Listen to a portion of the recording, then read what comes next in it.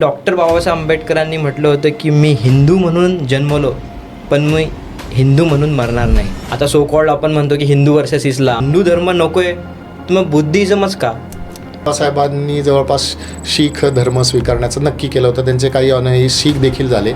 एक आहे भेटीबंदी, दुसरी आहे रोटीबंदी आणि तिसरी आहे बेटीबंदी. ते अधिकार देणार नसाल तर नाईलाज होईल आमचा आणि आम्हाला धर्मांतर करावं लागेल. त्यांना असं का वाटलं की आपण आता हिंदू धर्म सोडून द्यायला पाहिजे? ख्रिश्चन, मुसलमान, ज्यू आणि पारसी हे सोडले तर भारतातले सगळे हे त्या हिंदू कोडबिलाच्यात आले. पण दुर्दैवानं आमच्या समाज बांधवांनी त्यांच्यावरती हल्ला केला. अनेक अनुयायांच्यावरती मारपीट झाली. ज्या व्यक्तीने देशाला मतदानाचा अधिकार दिला किंवा जो व्यक्ती भारतीय राज्यघटनेचा शिल्पकार मानला जातो त्याच व्यक्तीच्या जनतेने कधीच निवडणुकीत निवडून दिले नाही.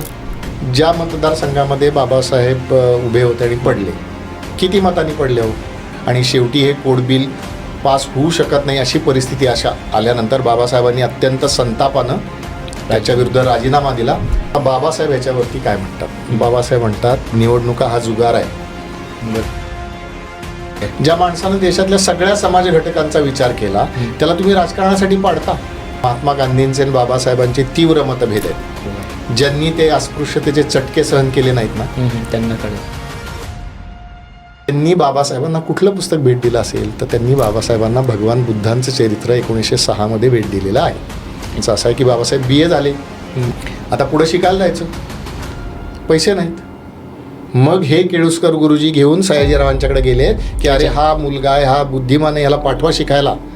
तेव्हा तत्कालीन स्थिती लक्षात घेता रिझर्वेशन बरोबर होतं, परंतु आताची परिस्थिती लक्षात घेता रिझर्वेशन सिस्टीम चेंज व्हायला पाहिजे. क्रमाक्रमाने सरकारने शिक्षण क्षेत्रावरची गुंतवणूक कमी करत आणलेली आहे.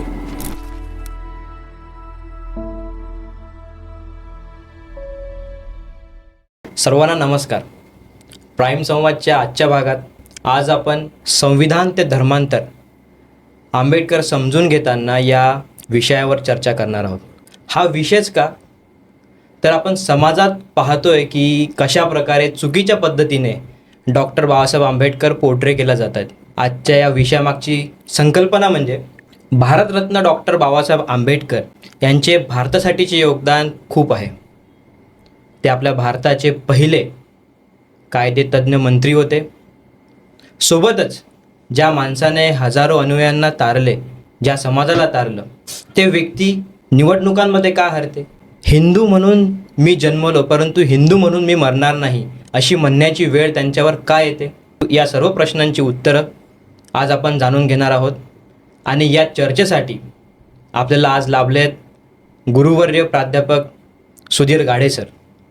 गाढे सर व्यवसायाने इलेक्ट्रॉनिक्सचे प्राध्यापक, परंतु विचारांनी शाहू फुले आंबेडकर, स्वामी विवेकानंद, छत्रपती शिवाजी महाराज यांच्या विचारांचा वारसा घेऊन जाणारे एक विचारवंत व एक वक्ते. नमस्कार सर. नमस्कार. प्राईम संवादच्या आजच्या भागात आपले खूप खूप स्वागत. धन्यवाद. तर सर आपण आपल्या या विषयाला सुरुवात करू. सर, संविधान ते धर्मांतर आंबेडकर जाणून घेताना या विषयातील पहिला प्रश्न म्हणजे सर, डॉक्टर बाबासाहेब आंबेडकर हे राष्ट्रपुरुष आहेत असे का म्हटले जाते? ते भारतीय राज्यघटनेचे शिल्पकार तर होतेच, भारतासाठी त्यांचे योगदान खूप आहे, परंतु या व्यतिरिक्त समाजाला योग्य पद्धतीने डॉक्टर बाबासाहेब आंबेडकर कळण्यासाठी ते राष्ट्रपुरुषच का ठरतात? यामागची आपली संकल्पना किंवा मत काय?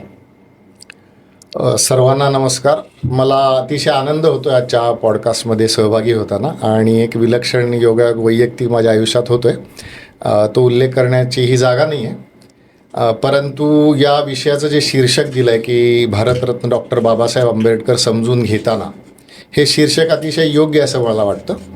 आणि वैयक्तिक याच्यामध्ये सहभागी होत असताना मी पण असं म्हणतोय माझ्या मनाशी की मी पण समजून घेतोय. अर्थातच बाबासाहेबांचे विचार मी अनेक वेळेला ऐकले आहेत, अनेक वेळेला त्या विषयावरती मी भाषणं दिलेली आहेत, प्रसंगी चर्चांमध्ये मी सहभागी झालो आहे. पण तरी देखील या महापुरुषाचे विचार आपल्याला वारंवार समजून घ्यावे लागतात आणि ती एक संधी मिळते, हा माझ्यासाठी आनंदाचा भाग आहे.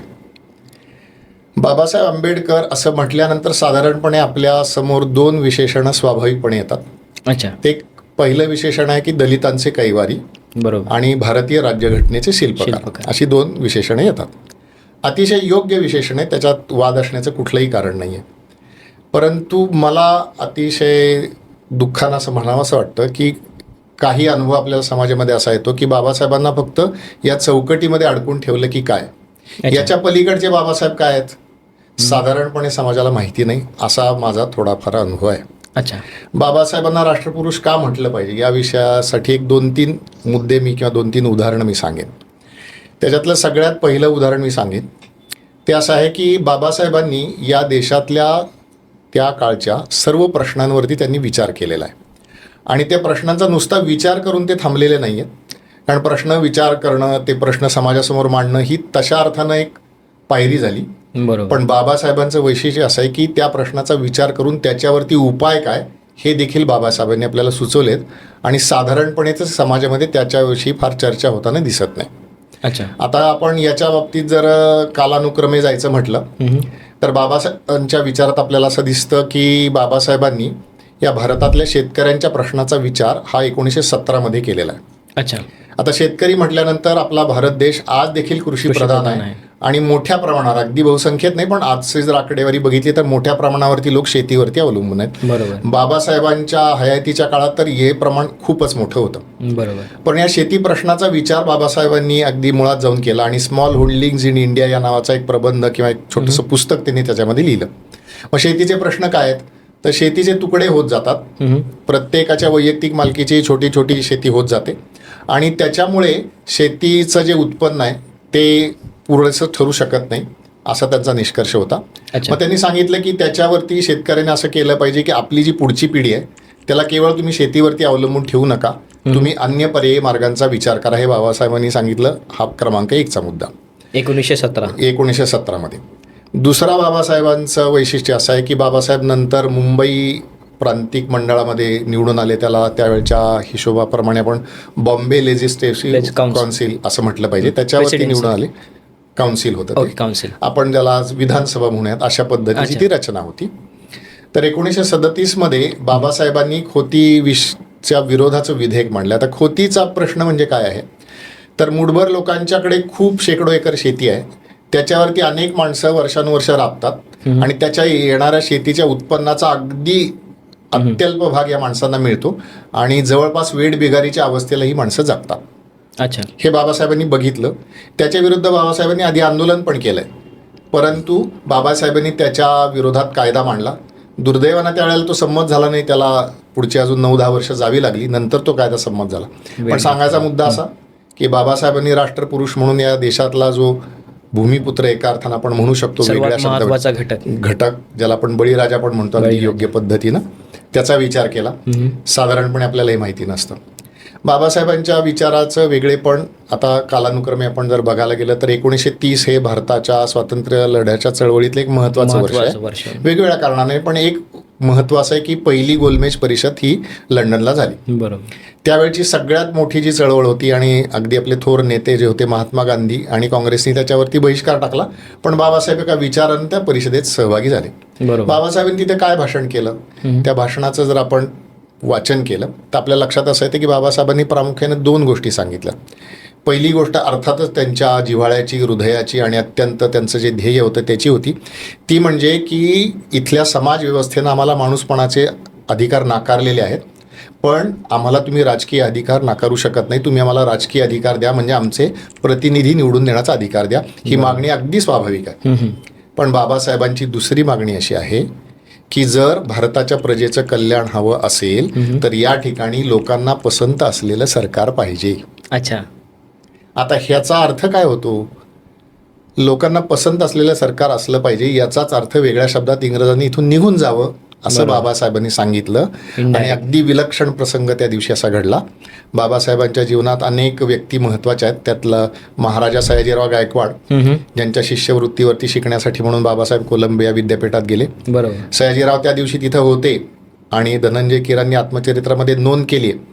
त्या दिवशी सयाजीराव घरी गेल्यानंतर राणीसाहेबांना म्हटले, राणीसाहेब जी आपण शिष्यवृत्ती दिली त्याचा आज चीज झालं, भारताच्या स्वातंत्र्याची मागणी थेट लंडनमध्ये राहून ब्रिटिशांच्या समोर ज्या व्यक्तीनं केली त्या व्यक्तीला मी मदत केली, याचा मला खूप आनंद आहे. त्यामुळे बाबासाहेबांना स्वातंत्र्य हवंच होतं. बरोबर.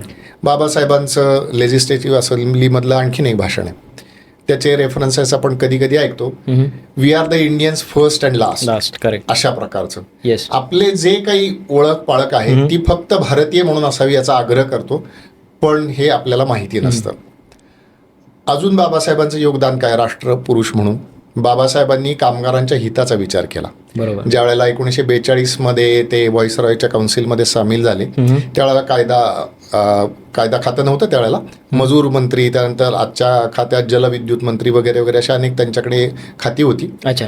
पण त्यावेळेला कामगारांच्या कामाचे तास हे 14 तास होते. आता तुम्ही कल्पना करा, 24 पैकी 14 तास काम केल्यानंतर त्या माणसाचं आयुष्य काय राहिलं? बरोबर. बाबासाहेबांनी ठराव दिला की, अगदी बरोबर, बाबासाहेबांनी ठराव दिला की 8 तास कामाचे करावेत, कामगारांना वेगवेगळ्या प्रकारच्या सोयी सुविधा द्याव्यात. त्यामुळे कामगार वर्गाचा बाबासाहेबांनी विचार केला. बरोबर. अजून एक वेगळा संदर्भ, बाबासाहेबांच्याकडे त्यावेळेला जल खातं देखील होतं. हो. आणि आपल्याकडे जो आता ज्याला आपण ओडिशा म्हणतो, त्या राज्यामध्ये ज्या नद्या आहेत त्या नद्यांना पूर आले आणि त्याच्यामुळे पुष्कळ माणसांचे जीव गेले, त्यांच्या घरादाराचं नुकसान झालं. अशा प्रकारचा एक भयंकर पूर पूर्वी पण आला, पण 1943 मध्ये आला. बरोबर. आता त्या पुरामुळे इतकी हानी झाली, सगळ्या लोकांना अगदी खूप वाईट वाटलं. आणि त्या ठिकाणचे काँग्रेसचे नेते होते, त्यांनी बाबासाहेबांना पत्र लिहून कळवलं की याच्यावरती तुम्ही काहीतरी उपाय करा. ओरिसातल्या लोकांनी कळवलं. बाबासाहेबांनी याच्यावरती विचार करण्यासाठी म्हणून एक समिती नेमली गेली, अर्थातच मंत्री म्हणून त्याच्यात बाबासाहेब होते. ते त्या ठिकाणी गेले आणि त्या ठिकाणी पाहणी करून त्यांनी स्वतः अभ्यास केला. अच्छा. आणि हे बाबासाहेबांचं एक वेगळं वैशिष्ट्य जाता जाता जे जे प्रश्न त्यांच्याकडे आले त्या त्या प्रश्नांचा त्यांनी अभ्यास केला. बाबासाहेब तसे इंजिनिअरिंग कुठल्याही महाविद्यालयात जाऊन शिकलेले नव्हते, परंतु या निमित्ताने जलविद्युतचा त्यांनी अभ्यास केला आणि अमेरिकेतल्या टेनेसी नदीवरती जसा प्रकल्प उभा केला तसा प्रकल्प उभा केला पाहिजे, अशा प्रकारचं एक त्यांनी मत त्याचे तयार केलं. आणि अजून त्याच्यातला पुढचा एक वेगळा मुद्दा, हा प्रकल्प राबवण्यासाठी म्हणून इंजिनियरची नियुक्ती करायची, तर त्याचा मुख्य इंजिनियर ब्रिटिश असला पाहिजे असा साधारणपणे ब्रिटिशांचा आग्रह असणं आपण स्वाभाविक आहे म्हणू शकतो. पण बाबासाहेबांनी असं सांगितलं की मी आता मंत्री आहे, मला निर्णय घेण्याचे तुम्ही अधिकार दिलेत, त्यामुळे मी माणूस ठरवेन. आणि बाबासाहेबांनी प्रयत्नपूर्वक, खोसला नावाचे इंजिनियर होते ते त्यावेळेला पंजाबमध्ये कार्यरत होते, पण बाबासाहेबांनी त्यांना बोलून घेतलं आणि त्यांच्याकडे जबाबदारी दिली. म्हणजे आपल्या भारतीय माणसांचं दुःख दूर करण्याची जबाबदारी ही भारतीय माणसांचीच आहे. अशा प्रकारचे अनेक संदर्भ बाबासाहेबांच्या विचाराचे, आचाराचे आपल्याला सांगता येतात आणि त्याच्यामुळे बाबासाहेब हे निःसंशयपणे राष्ट्रपुरुष आहेत असं म्हटलं पाहिजे, असं मला वाटतं. नक्कीच सर, आपण अनेक रेफरन्समधून सांगितलं की डॉक्टर बाबासाहेब आंबेडकरांना राष्ट्रपुरुष का म्हटलं जायचं.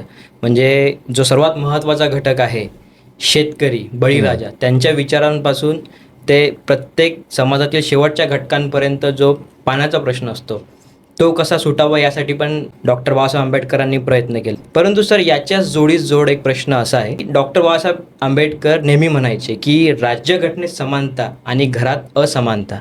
याचा रेफरन्स असा की आपल्यानुसार डॉक्टर बाबासाहेब आंबेडकरांचे स्त्रियांविषयींचे मत काय होते? बाबासाहेबांचे जे महिलाविषयक विचार आहेत ते समजून घ्यायचे म्हटले तर एक वाक्य स्वाभाविकपणे आपल्या डोळ्यासमोर येतं आणि ते वाक्य असं आहे की कोणत्याही समाजाची प्रगती त्या समाजामध्ये स्त्रियांचं काय स्थान आहे, बरोबर, याच्यावरून तुम्ही ठरवली पाहिजे. हे वाक्य आपल्या सहजपणे डोळ्यासमोर येतं. बाबासाहेबांच्या विचाराचं आणि कार्याचं महत्त्व याच्यामध्ये आहे की स्त्रियांना अतिशय समानतेचं, बरोबरीचं स्थान बाबासाहेबांनी दिलेलं आहे. आता याची वेगवेगळी उदाहरणं आपल्याला घ्यायची झाली तर सगळ्यात पहिलं उदाहरण 1927चं महाडच्या सत्याग्रहाबद्दल येईल. कदाचित आपण पुढे बोलू त्या विषयावरती. परंतु या महाडच्या सत्याग्रहाच्या निमित्तानं बाबासाहेबांनी आपल्या महिला अनुयायांची एक वेगळी सभा घेतली, त्यांच्यासमोर बाबासाहेबांनी भाषण केलं. अच्छा. त्याच्या 1927 मध्ये. अच्छा. जुलै 1942 मध्ये नागपूरमध्ये जवळपास 25,000 महिलांचं एक मोठं संमेलन भरलेलं होतं.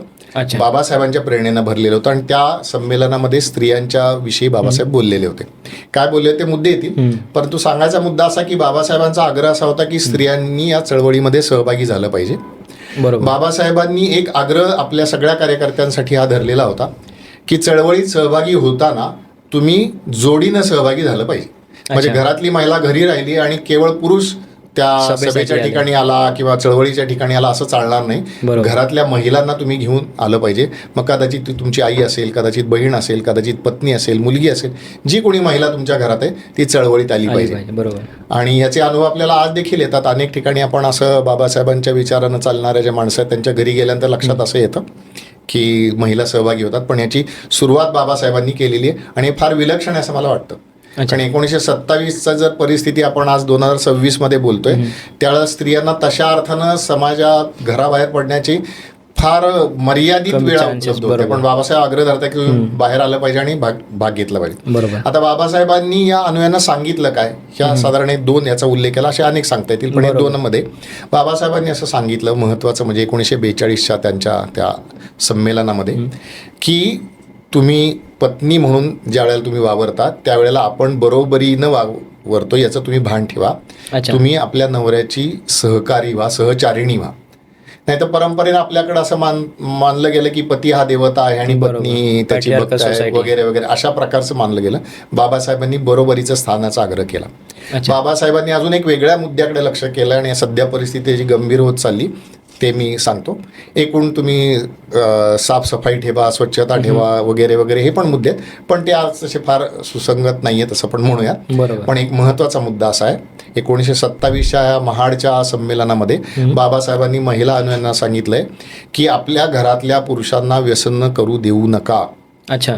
जर तुमचा नवरा, तुमचा भाऊ, तुमचा मुलगा दारू पिऊन, त्या काळी दारूचं व्यसन होतं, बरोबर. जर तो घरात येऊ असेल तर त्याला घरात घेऊ नका, त्याला बाहेर काढा, त्याला व्यसनांपासून दूर ठेवा. आता आज आपण समाजामध्ये व्यसनांचं जे वाढणारं प्रमाण बघतोय त्याच्या पार्श्वभूमीवरती बाबासाहेबांचे हे विचार निश्चित आज देखील मार्गदर्शक आहेत मला वाटतं. अजून एक वेगळा मुद्दा, बाबासाहेबांनी मंत्रिमंडळाचा राजीनामा दिला. पहिले कायदेमंत्री वगैरे वगैरे अगदी योग्य उल्लेख झाला हिंदू कोड सुरुवातीला. बिल. बरोबर. तर तो हिंदू कोड बिलावरून दिला होता. ते हिंदू कोड बिलाचा गाभा काय होता, तर हिंदू कोड बिलाचा गाभा असा होता की पुरुषांना खूप अधिकार दिले गेले, अमर्यादित अधिकार दिले गेले, परंतु तुलनेनं स्त्रियांना अधिकारच नाहीत अशी जी समाज व्यवस्था होती त्या विरुद्ध बाबासाहेबांनी हे हिंदू कोड बिल तयार केलेलं होतं. बरोबर. बरं, त्याच्यातला दुसरा मुद्दा असा आहे की हिंदू कोड बिलामध्ये जे स्वतःला हिंदू समजतात अशांचं तर आहे, म्हणजे याला सनातनी म्हणतात, वैदिक बरोबर. म्हणतात वगैरे वगैरे वेगळी भरपूर विशेषणं आहेत, वापरतात, आपण त्याच्यात जायला नको. पण बाबासाहेबांनी त्याच्यामध्ये जैनांचा समावेश केलेला आहे, त्याच्यामध्ये बौद्धांचा समावेश केला आहे, त्याच्यामध्ये लिंगायतांचा समावेश केला आहे, अशा सर्व समाज घटकांचा केला आहे. समजायला सोपं म्हणजे ख्रिश्चन, मुसलमान, ज्यू आणि पारसी हे सोडले तर भारतातले सगळे हे त्या हिंदू कोड बिलाच्यात आलेत. बरोबर. आता आपण 1951ची जर जनगणना घेतली तर त्या वेळेला त्या जनगणनेनुसार ह्या सगळ्यांची जर टक्केवारी घेतली तर ती साधारणपणे 85 ते 90% येते. हिंदू म्हणजे बाबासाहेबांनी ज्या हिंदू कोड बिलामध्ये ज्या लोकसंख्येचा विचार केला अच्छा. ते साधारणपणे 85 ते 90% होतात. ते 4 सोडून. बरोबर. म्हणजे त्याच्यातल्या महिला किती झाल्या, 45% झाल्या. बरोबर, अर्ध्या. म्हणजे बाबासाहेबांनी स्त्रियांच्या कामासाठी किती महत्त्व दिलं होतं. आणि शेवटी हे कोड बिल पास होऊ शकत नाही अशी परिस्थिती अशा आल्यानंतर बाबासाहेबांनी अत्यंत संतापानं त्याच्या विरुद्ध राजीनामा दिला. आणि दुर्दैवाची बाब अशी, सगळा जो काही भाग आहे तो आपण समजून घेऊयात, पण दुर्दैवाला निरोपाचं भाषण ज्याला म्हणता येईल, एका अर्थानं मंत्री पदावरनं राजीनामा देण्यापूर्वीचं भाषण देण्याचा अधिकार असतो एखाद्या माणसाला की माझी भूमिका काय, पण ते दुर्दैवानं होऊ दिलं गेलं नाही. एक सगळी व्यवस्था त्या दिवशी अशी झाली की त्या दिवशी बाबासाहेबांना भाषण करता आलंय. आता हे सगळे 1927 पासूनचे मुद्दे आपण जोडले, अनेक सांगता येतील, पण हे सगळं लक्षात घेतल्यानंतर स्त्रियांना अतिशय बरोबरीचं, समानतेचं आणि जबाबदारीचं स्थान बाबासाहेबांना अपेक्षित आहे. अशा प्रकारे त्यांचे विचार आहेत आणि तशा प्रकारे त्यांचं कार्य आहे. बरोबर. म्हणजे डॉक्टर बाबासाहेब आंबेडकरांनी महिलांना पण तेवढंच महत्त्वाचा घटक मानलं समाजाचं, आणि त्या दृष्टिकोनातूनच स्वतंत्र भारताचे पहिले कायदेमंत्री झाल्यावर सर्वप्रथम त्यांनी हिंदू कोड बिलामध्ये महिलांसाठी समान हक्क पुरुषांप्रमाणे यासाठी त्यांनी कार्य केले. म्हणजे ते नेहमीच त्यांना असं वाटायचं की अविभाज्य घटक महिलाच आहेत या समाजाचा. अगदी बरोबरचे घटक आहेत असं ते म्हणतात. बरोबर, अगदी बरोबर सर. पण सर, नेहमी एक विचारांची लढाई आपल्याला समाजात दिसते, परंतु या विचारांच्या लढाई डॉक्टर बाबासाहेब आंबेडकरांनी तेव्हा म्हटलं होतं की महात्मा ज्योतिराव फुले हे माझे वैचारिक गुरु आहेत. याच्या मागची त्यांची संकल्पना किंवा त्यांची भूमिका काय होती? महात्मा फुलेच का? आज 2026मध्ये आपण ज्यावेळेला बाबासाहेबांविषयी किंवा महात्मा फुल्यांविषयी ज्यावेळेला आपण बोलतो त्यावेळच्या परिस्थितीची कल्पना करणं हे खूप अवघड आहे असं मला स्वतःला वाटतं. अच्छा. कारण तुलनेनं समाजानं त्यावेळच्या मुद्द्यांवरती खूप प्रगती केली. एका वाक्यात जर सांगायचं म्हटलं तर माणुसकीचे अधिकार नाकारलेला असा आमचा समाजाचा भाग होता की ज्यांना माणुसकीचे साधे हक्क नव्हते. बरोबर. ही आपण आज कल्पना करू शकत नाही. करेक्ट. पण या सगळ्या वाटचालीमध्ये बाबासाहेबांना वैयक्तिकरित्या सुद्धा अनेक अपमानाचे अन्यायाचे प्रसंग सहन करायला लागले. प्रसंगी बाबासाहेबांचे अश्रू अनावर झाले. बाबासाहेबांनी स्वतः सांगितलं. मनामध्ये ही वेदना होती की माझ्यावरती अन्याय का होतो. तर माझ्यावरती अन्याय होतो की मी अमुक एका जातीमध्ये जन्माला आलो म्हणून माझ्यावरती अन्याय होतो. अच्छा. असं कुणी माणूस ठरवतं का की मी या अमक्याच्या जाती जन्माला होईल. असं जर ठरवायचं असतं तर सगळ्यांनी कोणाच्या पोटी जन्म घेतला असता ज्याचा त्याने विचार करावा. बरोबर. पण ज्याच्यामध्ये माझं कुठलंही कर्तृत्व अकर्तृत्व किंवा कोणताही निर्णय प्रक्रियेत सहभाग नाही अशी जन्मावरनं जी जात ठरते त्याच्यावरती आधारित ही समाजरचना आहे. ती मला माणूसपणाचे हक्क देत नाही, अमानुषपणे वागवते. बरोबर. ह्याची वेदना त्यांनी अनुभवली. म्हणजे शेकडो हजारो वर्षापासून या देशात ती होत होती. बरोबर. पण या सगळ्या काळामध्ये बाबासाहेबांचं व्यक्तिमत्व आहे ते प्रगल्भ व्यक्तिमत्व आहे. अच्छा. त्याच्यामध्ये विचार करताना आपल्या लक्षात असं घेतलं पाहिजे की बाबासाहेबांच्या घरामध्ये रूढार्थानं धार्मिक वातावरण आहे. बाबासाहेबांचे वडील जे होते सुभेदार रामजी आंबेडकर संकपाळ असं आडनाव ते लावायचे. अच्छा. तर घरामध्ये ग्रंथ वाचण्याची म्हणजे हिंदूंचे ग्रंथ, कारण त्यांचे वडील अर्थात हिंदूच होते, ते हिंदूंचे ग्रंथ वाचायचे, भजन करायचं, कबीराचे दोहे म्हणायचे, अशी घरातली ही परंपरा होती संध्याकाळी दिवे लागण्याच्या सुमाराला. त्यामुळे बाबासाहेबांच्या मनावरती लहानपणापासून तशा अर्थानं धार्मिक संस्कार झालेत. हा एक मुद्दा. त्या संस्कारातून बाबासाहेबांची जी धार्मिक गरज होती किंवा आध्यात्मिक गरज होती त्याच्यासाठी म्हणून बाबासाहेबांनी 2 जणांना गुरु मानलं. त्याच्यातले पहिले आहेत भगवान गौतम बुद्ध. अच्छा. आणि दुसरे आहेत महात्मा कबीर. या दोघांना मानलं. आता या दोघांचं मुख्य जे कार्य आहे ते साधारणपणे आध्यात्मिक क्षेत्रात आहे असं आपण म्हणू शकतो. काही सामाजिक विचार प्रासंगिकपणे त्यांनी व्यक्त केले आहेत, त्याप्रमाणे लोक वागतात वगैरे वगैरे. हा एक तपशिलाचा मुद्दा आपण सोडून दिला. ते प्रामुख्यानं यांचे आध्यात्मिक विचार आहेत. पण महात्मा फुल्यांचं वैशिष्ट्य असं आहे की महात्मा फुल्यांचं निधन झालं आणि अगदी काही महिन्यांच्या अवधीत बाबासाहेबांचा जन्म झाला. वेगळ्या अर्थानं असं आपण म्हणू शकतो अलंकारिक अर्थानं की एक सामाजिक न्यायाच्या लढाईची मशाल महात्मा फुल्यांच्या हातून ती बाबासाहेबांच्या हाती गेली असं एक अलंकारिक अर्थानं आपण म्हणायचा. अलंकारिक अर्थ आपण समजावून घेऊयात. पण हा एक योगायोग सोडला तरी महात्मा फुल्यांच्या कार्याचं वैशिष्ट्य असं की या जन्मजात उच्च नीचतेला आव्हान देणारा 19व्या शतकातला हा महापुरुष होता. बरोबर. स्वतः त्यांनी आव्हान दिलं. आपल्या पत्नीला देखील आपल्या कार्यामध्ये सहभागी करून घेतलं, बरोबरीच्या नात्यानं सहभागी करून घेतलं आणि त्याची एक सैद्धांतिक मांडणी केली आणि प्रत्यक्ष चळवळ उभी केली आणि आपल्या आयुष्यामध्ये अशा प्रकारची एक समाजरचना जी समतेवरती आधारित असेल, बंधुतेवरती आधारित असेल, न्यायावरती असेल अशी उभी करण्याचा प्रयत्न केला. त्यामुळे स्वाभाविकपणे महात्मा फुलेंना त्यांनी आपल्या विचारांचे, सामाजिक विचारांचे गुरु मानणं हे स्वाभाविक असं मला वाटतं. बरोबर सर. वैचारिक बाजू आपण डॉक्टर बाबासाहेब आंबेडकरांची जाणून घेतली, परंतु परत आज आपण म्हणतो की आपण 21व्या शतकात आहे. परंतु तत्कालीन स्थिती लक्षात घेता डॉक्टर बाबासाहेब आंबेडकरांनी एक त्यांचं घोषवाक्य आपण म्हणू शकतो की एज्युकेट अँड ऑर्गनाइज, म्हणजे शिक्षण घ्या, संघटित व्हा आणि संघर्ष करा.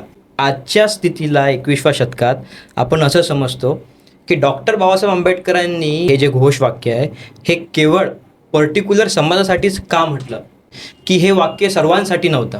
बाबासाहेबांच्या भूमिकेबद्दल आपण ज्यावेळेला विचार करतो त्यावेळेला ही जी घोषणा आहे किंवा हे घोषवाक्य आहे ते 1924मध्ये बहिष्कृत हितकारिणी सभा नावाची एक संस्था त्यांनी जन्माला घातली. आणि त्या संस्थेचं वैशिष्ट्य असं आहे की त्या संस्थेच्या स्थापनेमध्ये समाजातले सर्व वर्ग आहेत. म्हणजे त्याच्यामध्ये सेटलवाड आहेत, त्याच्यामध्ये काही पारशी ग्रहस्थ आहेत, त्याच्यामध्ये परांजपे नावाचे ब्राह्मण ग्रहस्थ आहेत, बाबासाहेब स्वतः आहेत. बाबासाहेब ज्या समाजातले नाईलाजानं आपल्याला जातींचा उल्लेख करणं भाग आहे, परंतु ज्या महार समाजामधले बाबासाहेब होते त्याच्याबरोबर मातंग समाजातल्या व्यक्ती त्याच्यामध्ये आहेत. असं समाजातले सर्व लोकांनी एकत्रित येऊन ती संस्था स्थापन केली आहे. पण त्या संस्थेचं नाव काय आहे तर बहिष्कृत हितकारिणी सभा हे त्याचं नाव आहे. आता बहिष्कृत याचा अर्थ काय तर मगाशी आपण बोलताना असं म्हटलं की माणुसकीचे अधिकार नाकारले. माणुसकीचे अधिकार नाकारले म्हणजे काय हो तर माणुसकीचे अधिकार नाकारले याचा अर्थ माणसाला माणूस म्हणूनच तुम्ही बघायचं नाकारलं. तो जणू काही एखादा अपराधी आहे, त्याला कुठल्या प्रकारचे अधिकार नाहीत अशा प्रकारचं वर्तन राहिलं. मग त्यांना शिवू नका, त्यांच्या हातचं आपण जेवू नका, त्यांच्यावर राहू नका, अशा सगळ्या प्रकारच्या बंदी आपल्या समाजामध्ये होत्या. बरोबर. आणि याचा सगळ्यात मोठा फटका जो बसला तो या ज्यांना अस्पृश्य मानलं गेलं अशा समाजातल्या व्यक्तींना बसला. हे आपल्याला निश्चितपणे मान्य केलं पाहिजे. आता संघटित व्हा, तर तशा अर्थानं हिंदू समाज संघटित होता का? नाही. तर हिंदू समाजात संघटित होता, पण तो अंतर्गत संघटित होता, म्हणजे प्रत्येक जातीची संघटना होती. आपण इतिहासात बघायला गेलं तर जात पंचायती आहेत, त्यांचे निर्णय असायचे वगैरे वगैरे. हा सगळा आता इतिहासाचा भाग झाला. तेव्हा संघटित आहेत का लोक? तसं संघटित आहेत. बरोबर. आता त्याच्यातला पहिला शब्द अतिशय महत्वाचा, तो शिका. शिका. आता शिका कशासाठी? तर बाबासाहेब आणि त्यांच्याबरोबरचे अन्य बहिष्कृत केला गेलेल्या समाजातल्या लोकांची जी जीवित कर्तव्य होती, म्हणजे त्यांनी जगायचं कशासाठी, तर त्यांना एक विशिष्ट व्यवसाय परंपरेनं ठरवून दिलेले होते. बरोबर. आता हे सगळे जे व्यवसाय होते ते उरलेल्या समाजाच्या एका अर्थानं, तो शब्द आपण योग्य अर्थानं घेऊयात असं मी विचारपूर्वक म्हणतो, की समाजाच्या दयेवरती होते. तो अधिकार नव्हता. अधिकार नव्हता. करेक्ट. की आम्ही दिलं तर तुम्ही जगायचं, अशा प्रकारची भूमिका त्याच्यात होती असं आपण म्हटलं पाहिजे नाईलाजानं. तो अधिकार नव्हता.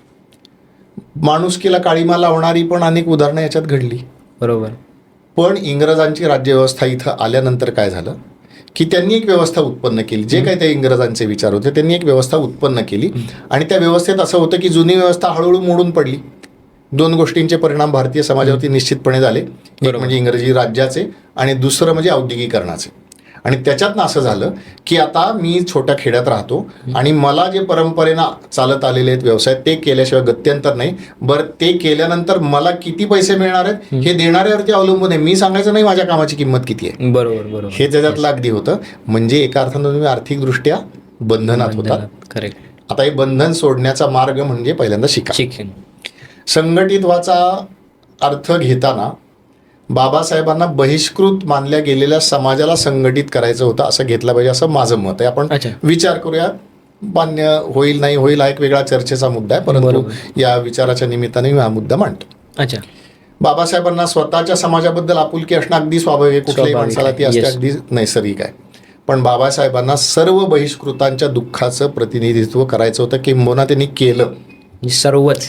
त्यामुळं त्यांना म्हणायचं होतं की संघटित व्हा. याचा अर्थ जातीत संघटित होतेच ना, जात पंचायतीच्या आधारे. चूक बरोबर चांगली वाईट हा तपशिलाचा मुद्दा, पण संघटित होते जातीच्या. बरोबर.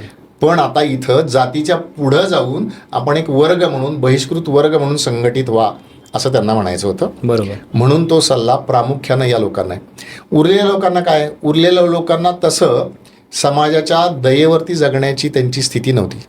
त्यांची जीविका चालली होती, शिक्षण होतं नव्हतं हा भाग सोडून द्या, पण तो कोणाच्या तरी दयेवरती त्यांची आयुष्य चाललेली नव्हती, हे मात्र निश्चितपणे आपल्याला म्हणता येतं. आणि अर्थात अस्पृश्यतेचा दाहक अनुभव तर कुणीच घेतलेला नव्हता, ही गोष्ट खरी आहे. आता संघर्ष व्हा, संघर्ष करा, याच्याबद्दल मला जरा थोडंसं माझं मत मोकळेपणानं मांडायचं, आपण ते योग्य अर्थानं ऐकूया तसं मी विनंती करतो. संघर्ष करा असं म्हटल्यानंतर आपल्या डोळ्यासमोर साधारणपणे ज्या गोष्टी येतात ते प्रत्यक्ष शारीरिक संघर्षाची येते. बाबासाहेबांना तसं अपेक्षित होतं का? मी विचार करतो, आपणही विचार करूया. बाबासाहेबांनी सगळी आंदोलनं केली. आता ओघानं कदाचित त्याचा उल्लेख येईल, पण बाबासाहेबांच्या सगळ्या आंदोलनामध्ये कुठेही प्रत्यक्ष शारीरिक संघर्ष झालेला बाबासाहेबांच्या बाजूने नाही आहे. बरोबर. वैचारिक पद्धतीचा संघर्ष आहे. आणि यालाच मी जोडणार आहे ते बाबासाहेबांचं घटना समितीतलं जे शेवटचं भाषण आहे 25 नोव्हेंबर 1949. त्याच्यात बाबासाहेब असं म्हणतात की आज आता आपण घटना संमत करतोय, घटना स्वीकृत करतोय. आता इथून पुढे घटनाबाह्य असलेले सगळे मार्ग आपण सोडून दिले पाहिजेत, कारण आपण आता स्वतंत्र देश आहोत. बरोबर. म्हणजे याचाच अर्थ संघर्ष जो आहे तो घटनात्मक मार्गाने करायचा आहे स्वतंत्र देशामध्ये, असं केलं पाहिजे. हा शिका, संघटित व्हा आणि संघर्ष करायचा अर्थ आहे असं मला वाटतं. बरोबर. म्हणजे नक्कीच सर की शिक्षण घ्या, संघटित व्हा आणि संघर्ष करा. याच्याच जोडीला जोड सर एक प्रश्न असा आहे की 1927 महाड येथे डॉक्टर बाबासाहेब आंबेडकरांनी मनुस्मृती जाळली. आजची अशी लोक म्हणतात की आंबेडकरांनी मनुस्मृतीच का जाळली, वेद उपनिषद का जाळले नाही? मनुस्मृती जाळली म्हणून डॉक्टर बाबासाहेब आंबेडकर हिंदू विरोधी होतात का? कारण की आज आपण पाहतोय की आज संविधानिक देश असून सुद्धा मनुस्मृतीला मानणारे लोक भरपूर आहेत. तो प्रत्येकाची वैचारिक बाजू वेगळी ठेवून ते असे म्हणतात की डॉक्टर बाबासाहेब आंबेडकरांनी मनुस्मृती जाळली म्हणजे ते हिंदू विरोधी होते. याबद्दल सर आपल्याला काय वाटतं? 1927चा मनुस्मृती जाळण्याचा जो प्रसंग आहे तो डिसेंबर महिन्यातला आहे.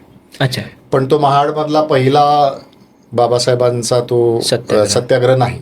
अच्छा. मार्च महिन्यामध्ये बाबासाहेबांनी ते चौदार तळ्याचा सत्याग्रह केला वगैरे वगैरे. हा इतिहासाचा भाग आहे. आता 27 मध्ये अच्छा. हा प्रश्नाच्या थोडी पूर्वपीठिका म्हणून आपण लक्षात घेऊया. तर त्याच्यात असं होतं की 1923 साली या बॉम्बे लेजिस्लेटिव्ह काउन्सिलमध्ये एक ठराव असा संमत झालेला होता की जी सार्वजनिक ठिकाणं आहेत ती सर्वांना खुली असली पाहिजे. त्याच्यामध्ये धर्म जातपात तुम्ही काही मानता कामा नये. बरोबर. आणि त्याच्यात एक अट अशी घातलेली होती की ती म्हणजे पुन्हा स्थानिक ठिकाणच्या स्वराज्य संस्थेनं ते मान्य केलं पाहिजे. म्हणजे आजच्या भाषेमध्ये नगर परिषदेनं मान्य केलं पाहिजे. लोकल बॉडीजनं मान्य केलं पाहिजे. आता याच्यामध्ये एका गृहस्थांचा मी आवर्जून उल्लेख केला. रावबहादूर सीताराम केशव बोले नावाचे गृहस्थ होते. अच्छा. ज्यांना उच्चवर्णीय समजलं गेलं. आता बोलण्याच्या ओघात हे सगळे शब्द येतात, पण मी आत्ताच एक सांगू इच्छितो की असा कुठल्याही उच्च नीचतेवरती माझा वैयक्तिक विश्वास नाही. पण एक समाजामध्ये चालूत आलेली पद्धत आहे ही तथाकथित उच्च वर्गात अशी पद्धत आहे असं आपण घेतलं पाहिजे. तर त्या वर्गातले होते. पण त्यांनी खटपट करून महाडच्या नगर परिषदेमध्ये हा ठराव संमत झालेला होता की महाडमध्ये जे चौदार तळं आहे ते देखील सर्वांना खुलं केलेलं आहे. बाबासाहेब 27 मध्ये सत्याग्रह करण्यासाठी ठिकाण शोधत होते आणि महाडला सत्याग्रह का झाला तर याचं पहिलं उत्तर असं आहे की महाड नगर परिषदेने या बॉम्बे लेजिस्लेटिव्ह काउन्सिलच्या ठरावानंतर महाड नगर परिषदेने ठराव केला होता. बरोबर. की इथं सगळ्यांना पाणी खुलं आहे.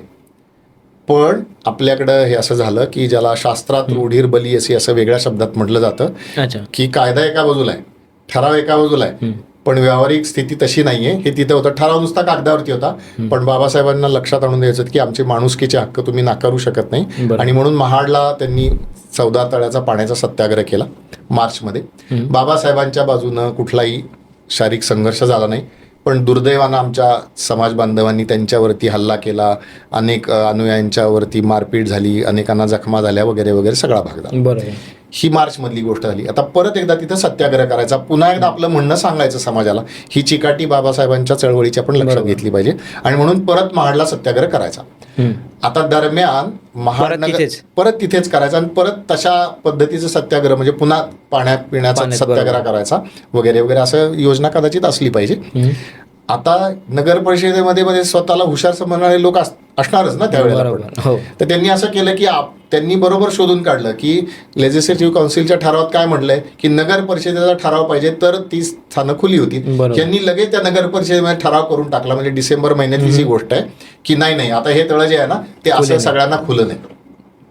आता बाबासाहेब अनुयांना घेऊन तिथं महाडमध्ये गेलेत. महाडच्या नगर परिषदेने ठराव केलाय आणि तिथला कलेक्टर येऊन सांगतो की आता ठराव केलाय, त्यामुळे तुमचं जे सत्याग्रह जर तुम्ही केला तर तो कायदेशीर नाहीये. नाहीला तुम्ही कायदा मोडला म्हणून तुमच्यावरती कारवाई करण्याची वेळ माझ्यावरती येईल. बरोबर. आता ज्याला समतेचा मुद्दा मांडायचा आहे, माणुसकीच्या अधिकारांचा मुद्दा मांडायचा आहे, त्या व्यक्तीसमोर पर्याय काय राहतो? काहीतरी आंदोलन केलं पाहिजे. बरोबर. आणि मग मनुस्मृती जाळण्याचा प्रसंग घडला. आता याच्यात थोडं तपशिलात आपण परत समजून घ्या. मनुस्मृती काय हो? तर तशा अर्थानं तो हिंदूंचा धार्मिक ग्रंथ नव्हे हे आपण समजावून घेऊया. आपल्याकडे धार्मिक ग्रंथ म्हटल्यानंतर पारंपरिक अर्थानं भगवद्गीता, वेद, उपनिषद हे साधारणपणे पुराण, रामायण सुद्धा हे साधारणपणे त्याच्यामध्ये धर्मग्रंथ म्हटले जातात. बरोबर. पण मनुस्मृती काय आहे? तर मनुस्मृती हे आजच्या भाषेत बोलायचं झालं तर ते पिनल कोड आहे. अच्छा. आणि मनु कोण आहे? तर मनु त्यावेळेचा राजा आहे. बर असं आहे की आपल्याकडे मनुस्मृती एकमेव आहे का? तर अशा प्रकारच्या स्मृती वेगवेगळ्या आहेत. म्हणजे जसं गरज लागली तसं कायद्यामध्ये बदल होत गेले. पण आता मनुस्मृतीवरती आक्षेप बाबासाहेबांचा काय आहे आपण समजून घ्या. तर मनुस्मृतीवरती आक्षेप जो आहे तो असा आहे की त्या स्मृतीनं काय केलं की जातीगत जी जन्मव्यवस्था होती त्याच्या आधारावरती शिक्षा ठरवल्या गेल्या. बरोबर. अमुक एका जातीच्या लोकांनी चोरी केली तर त्याला एक शिक्षा असेल, तमुक जातीच्या व्यक्तीने चोरी केली त्याला वेगळी शिक्षा असेल. आता जगभरामध्ये आधुनिक ज्यावेळेला आपण मूल्यव्यवस्थांची चर्चा करतो त्यावेळेला गुन्हा एक असेल तर एकच शिक्षा असं मान्य केलं जाते. त्यामुळे पहिला आक्षेप त्याच्यातला तो आहे. बरोबर. दुसरा आक्षेप स्त्रियांच्या अधिकारांच्या बद्दलचा आहे, पण तो पिनल कोडच्या अंगाने आपण लक्षात घेतलं पाहिजे. त्यामुळे मनुस्मृती हा हिंदूंचा धर्मग्रंथ नव्हे हे आपण समजून घ्या. हे त्यावेळेचं पिनल कोड आहे आणि त्यावेळेचा त्या राजानं त्याला कोडिफाय केलेला आहे, म्हणून तो बाबासाहेबांनी त्या जाळण्याचा निर्णय घेतला. अच्छा. आता प्रत्यक्ष घटना काय घडली ते आपण बघूया.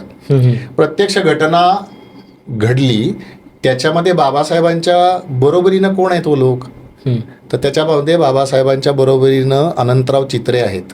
अच्छा. सहस्रबुद्धे आहेत की ज्यांनी प्रत्यक्ष मनुस्मृती जाळली.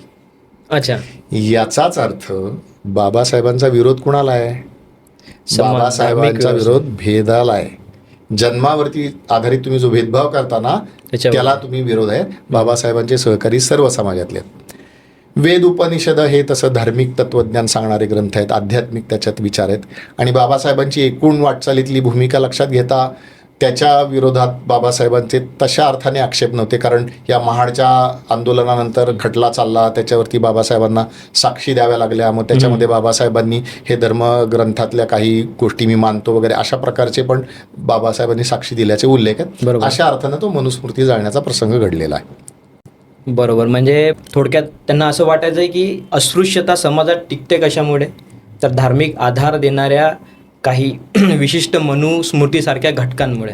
म्हणून त्यांनी आणि त्यांच्या सहकार्याने, ज्याच्यात सर्व समाज बांधव होते, त्यांनी मिळून मनुस्मृती जाळली आपण असे म्हणू शकतो. आताच सर आपण बोललो की उच्च नीचता आपण मानत नाही, परंतु तत्कालीन काळाचा विचार करता उच्चवर्णीय जे सुधारक होते त्या उच्चवर्णीय सुधारकांवर म्हणजे डॉक्टर बाबासाहेब आंबेडकरांचा विश्वास का नव्हता? आपण अनेक प्रसंग पाहतो, पुणे पॅक्ट, पुणे करार असू द्यात, किंवा लोकमान्य टिळक नेहमी म्हणायचे की राष्ट्र प्रथम, परंतु डॉक्टर बाबासाहेब आंबेडकर म्हणायचे की सर्वात आधी हे जातीव्यवस्था नष्ट करली पाहिजे आणि नंतरच जातीव्यवस्था नष्ट झाल्यावरच एका राष्ट्राचा विकास होऊ शकतो. तर कुठेतरी आपल्याला असं दिसून येतं की उच्चवर्णीय सो कॉल्ड आपण म्हणतो त्यांच्यावर डॉक्टर बाबासाहेब आंबेडकरांचा विश्वास नव्हता का? हा एकदम असा गुंतागुंतीचा मुद्दा आहे, पण बाबासाहेबांचे अशा पद्धतीचे अनेक उल्लेख आपल्याला दाखवता येतात आणि त्याची कारणं काय हे पण तर्काच्या आधारे आपण किंवा बाबासाहेबांनी स्वतः जी वक्तव्य केलीत, पत्रामध्ये त्यांचे विचार प्रकट झालेत, त्याच्या आधारात आपण लक्षात घेऊ शकतो. अजून एका वेगळ्या माणसाचं, ज्या दोन महान व्यक्तींचं किंवा नेत्यांचं तू नाव घेतलं, त्याच्यावर मी अजून एक दोन जणांची वेगळी नावं त्याच्यात देईन आणि मग प्रत्यक्ष बाबासाहेबांचं काय वर्तन राहिलं याच्या आधारावरती आपण ते बघूया. त्याच्यातलं एक नाव महाराष्ट्रातलं सामाजिक चळवळीमध्ये तुलनेने त्याची कमी चर्चा होते असं मला वाटतं. कदाचित प्रत्येकाचं मत वेगळं असू शकतं, परंतु विठ्ठल रामजी शिंदे, बरोबर, त्यांना महर्षी असं म्हटलं जातं, त्यांनी देखील या जातीप्रथेच्या विरोधात विलक्षण आंदोलन केलं. त्यांचं आत्मचरित्र एकदम माझ्या मनावरती विलक्षण प्रभाव करून गेलेला आहे. अच्छा. तर त्या विठ्ठल रामजी शिंदेंनी बाबासाहेबांच्या पेक्षा ते वयानं मोठे होते, त्यांचा चळवळीतला आधी आहे, परंतु त्यांचे आणि बाबासाहेबांचे मतभेद कुठे झाले, तर ज्या वेळेला स्वतंत्र मतदारसंघाचा विषय निघाला, आणि हा अगदी 32चा विषय नाही आहे, तो आधीचा पण विषय आहे, म्हणजे 1919, 18 या सगळ्या सालांमधला पण तो विषय.